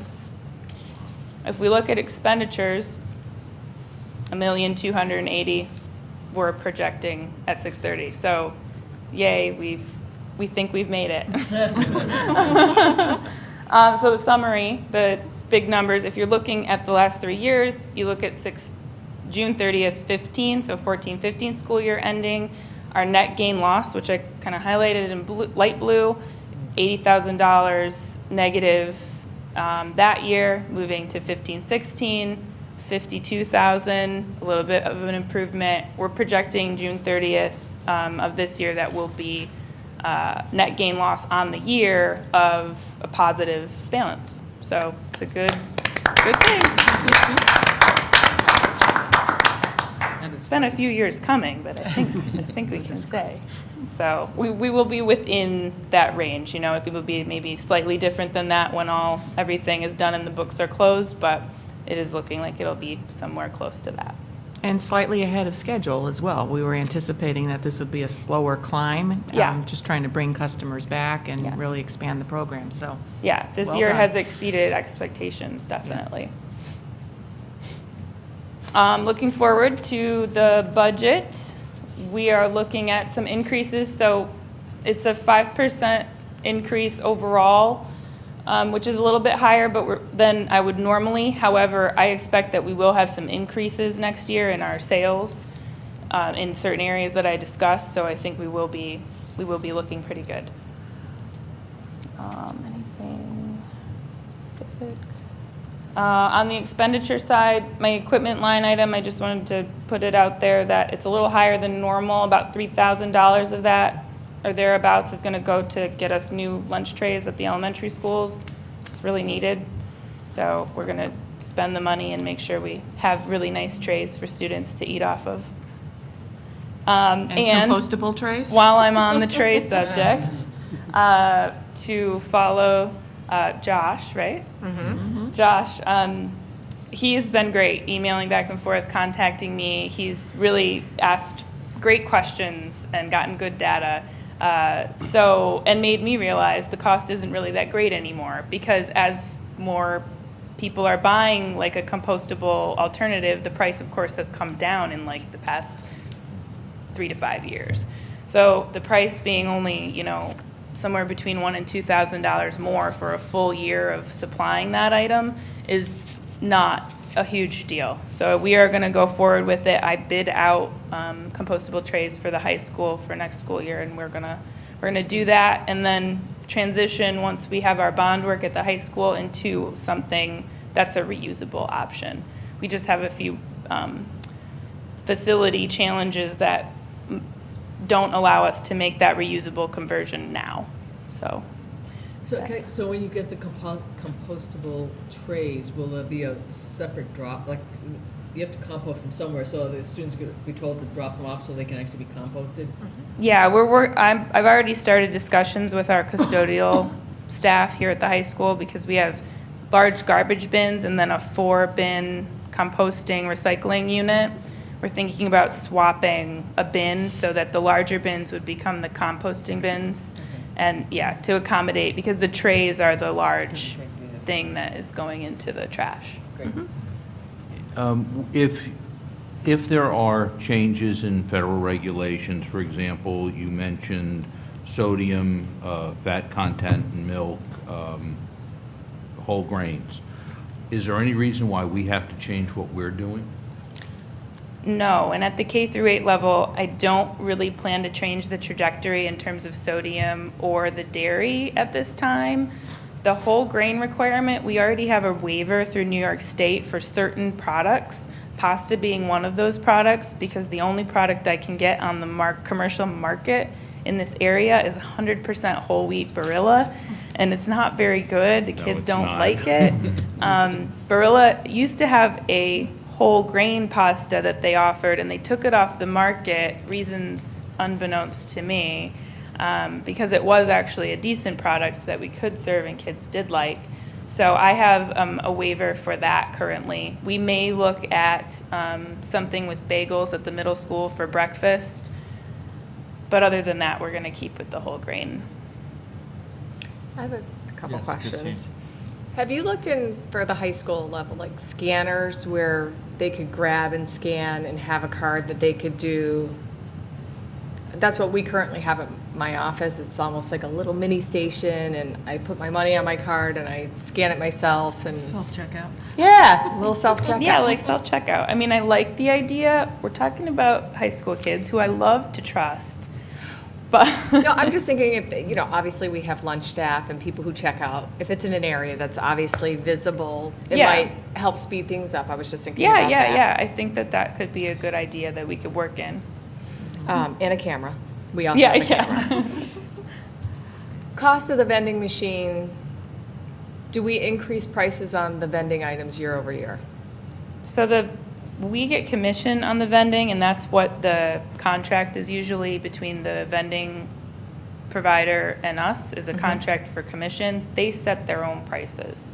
So if we were doing our own vending in-house, we could set our own prices. Have we ever thought about doing that? At one point, historically, I think there were vending machines. Do you remember? I'm just thinking cost for our students, which leads Yeah. me to my next question is we see this big increase from last year to this year in a la carte items. And I remember the first year on the board, we had a long discussion over the increase of milk. And I don't see any specific items on there and like change from year to year. So I'd be interested to see some of those numbers. Is it profit because we're increasing pricing? And is it reasonable for the students? we didn't get that information, so I would be interested in getting some of that. Sure. We can get a price list of our à la carte items. Just to see year over year, I think that would be really beneficial for the board to see. Joanne? Yeah, actually, I was wondering what's driving the increase, because it's clearly the snack, à la carte, those kind of sales where you're seeing the increases. So what is the driver of those increases, or what items are driving the increases? At the middle school, it's actually their meal sales. I wanted Okay. to touch base on the snack sales, but middle school, their meal sales are actually going up. So Okay. that's really the main source of increase there. At the high school, it is à la carte items, but it's harder to put your finger on because we don't do the traditional lunch program at the high school. So we may be serving a student something that looks like a lunch, but they're getting it à la carte. Or it could, you might consider it as a lunch, but it's à la carte. So it's a little harder to come up with that. Now, I have some reporting that can show, what items were Right. picked. Yeah, And that's how kinda where- many were sold over the course of the year Yeah, of a that's certain what, item. That's Yeah. what I'd be interested in, or my You will be successor interested. would be interested. We can post it Just to online for you. know, I mean, We'll come you to know meetings what's. together, okay? I know, Matt and I'll contemplate this down at Swifties or something. But, I would be interested to see what the popular items are. And, you must be collecting data about, what What's do people like the most? And I guess my other question is, what are the items that you would like to get rid of because they're not good for you?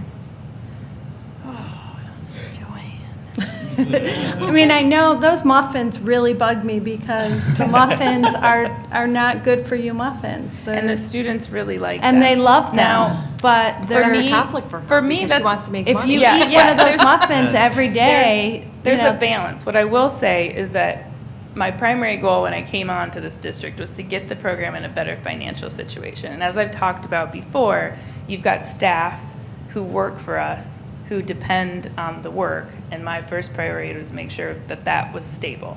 So now, if we are financially stable, we can look at other things. We can look at swapping something out for something healthier.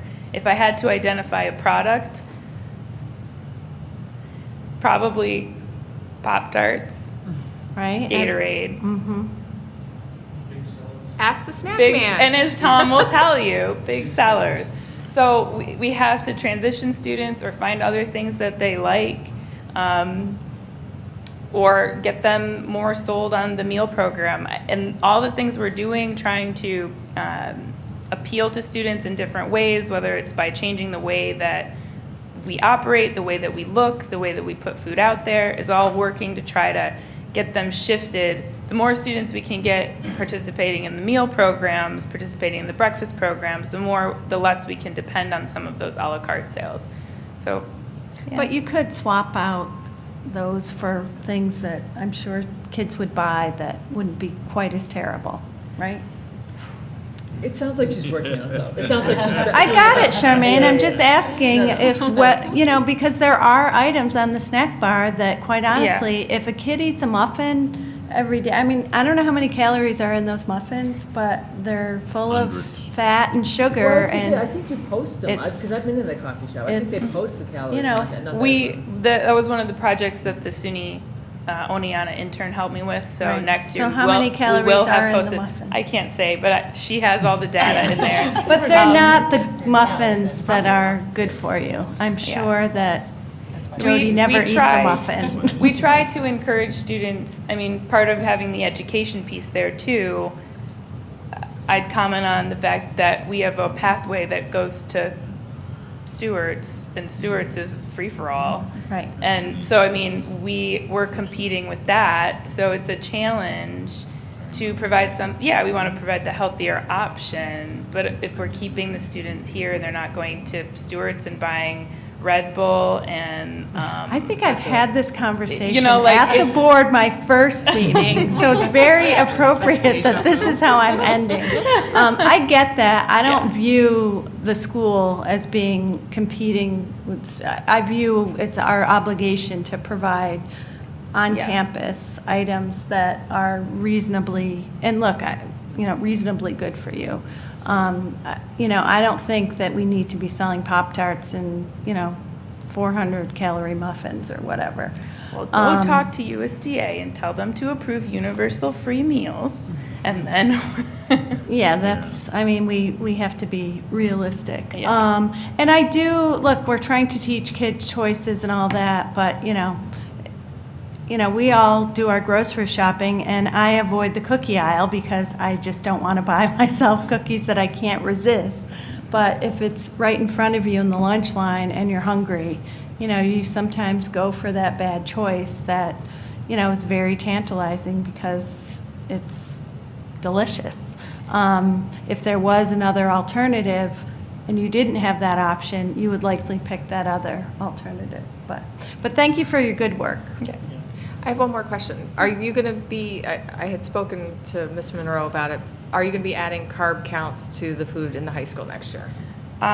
We should be. It's a bit of a complex thing because we serve so many things and different things, and sometimes it changes at the last minute.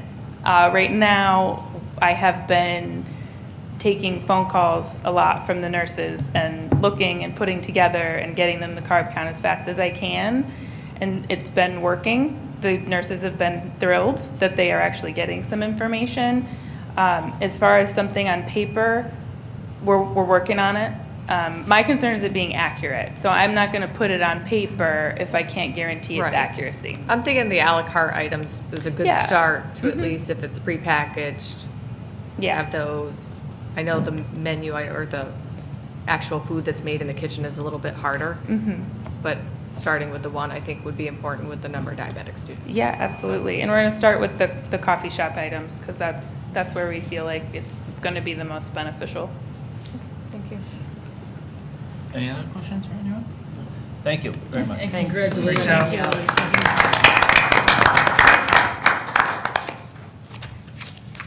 Okay, at this time, the board would recognize anyone in the audience who'd like to address us on an agenda item.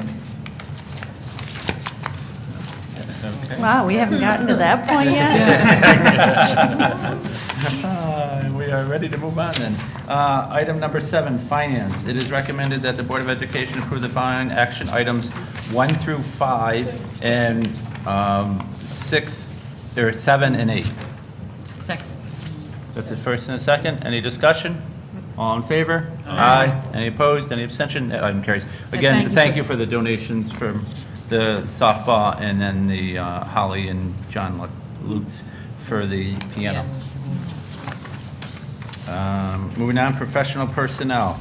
It is recommended that the Board of Education approve the following action items 1 through 14. Second. First and second. Any discussion? All in favor? Aye. Any opposed? Any abstention? That item carries. Are there some people here to? Congratulations. Okay. We have some Thank you, staff members. Yeah, could you introduce yourself? Do you want to? Dedicated already. Yeah. Do you want to let's just meet- stand up and introduce yourself and Yes. what position you're going to be assuming? I'm Laura McNamee, and I was just hired at Ellesmere for a grade 1 position. Oh, great. I'm the performance review library specialist. Great, Great. thank you. Congratulations. Welcome to the district. Dedicated. You picked the longest meeting of the year. I think of my entire career. Not just a year. Trust me, you guys have tortured me tonight. I'm not sure they picked it. Okay, item number 9, support personnel. It's recommended that the Board of Education approve the following support staff action items 1 through 4. Second. First and second, any discussion? All in favor? Aye. Any opposed? Any abstentions? That item carries. Item number 10, other action. It is recommended that the Board of Education approve the following action item 1 through 6. Second. First and second, any discussion? Thank you for adopting the language, more inclusive language on the EEO non-discrimination, whichever one. I Yeah. appreciate the more inclusive language. Okay. Any other comments, discussion? Okay, all in favor? Aye. Any opposed? Any abstention? That item carries. And now, at this time, we would recognize anyone in the audience who'd like to address the board on a non-agenda item. Yes, Sam. Sam. Oh, this is. He wants to know when we're going to give up So our it's late? laptops. and I will I be mean, brief, I which can- for those who know me is not typically. Anyway, I want my sincere gratitude to the board and to my district colleagues for having afforded me the opportunities over the last 7 years. I would have not been anywhere as nearly prepared for my next challenge should that have not been the case. I wish you all the best as you are on the threshold of the POP program. I will certainly be watching you from afar. And rest assured that this stop on my career journey will remain forever a very special part of my life. So thank you very much. And that is the shortest presentation I've ever made to a board for the record. Thank you. Sal, our loss is Chatham's gain, so good luck in your next endeavor and as superintendent of that district. Future meetings, the next regular, future events and meetings, we have moving up ceremony at 8:45 tomorrow morning, so we might as well just stay here all night, you know, why go home, right? And then there is graduation at 6:30 on Friday night. And then the organizational meeting of the new Board of Education will be on Wednesday, July 12th. It's an anticipated 6 p.m. executive session and a 7 p.m. public meeting. And then the next meeting after that is Wednesday, August 9th. Again, 6 p.m. anticipated executive session, 7 p.m. regular board meeting. I don't think I'll make either of those two meetings, but you never know. Maybe we'll come in July, you know? Question though? Does anyone brief the new board members before that executive session on what's expected? We're doing an You're meeting, okay, Yeah. you're meeting, good, okay, thank you. Okay, we had discussed about going back into executive session to discuss the superintendent's evaluation process. Do we still want to go do that? I'm not able to, because I've got some food when I'm going home. I would say no. I think It's it's entirely late, up to you, and but I think we I can do just, it another again, we time. had discussed that, I'm so. a no. Okay, all right, so, and I'm a no, because I don't do it next year, so, great. And that Again, was- I'm sorry, that was just to discuss the process, not necessarily the evaluation. Right, process, right. Motion to adjourn? Well, before we do that, I would love, I'd like to, again, thank you, and I'm sure Joanne too. Thank you to the community for a great run, 9 years for me. It's been a very rewarding experience. I will treasure the time I've had here and the friendships that I've made, so, thank you. Yes. A motion to adjourn? So moved. First and second, all in favor? Aye. We're adjourned. Thank you.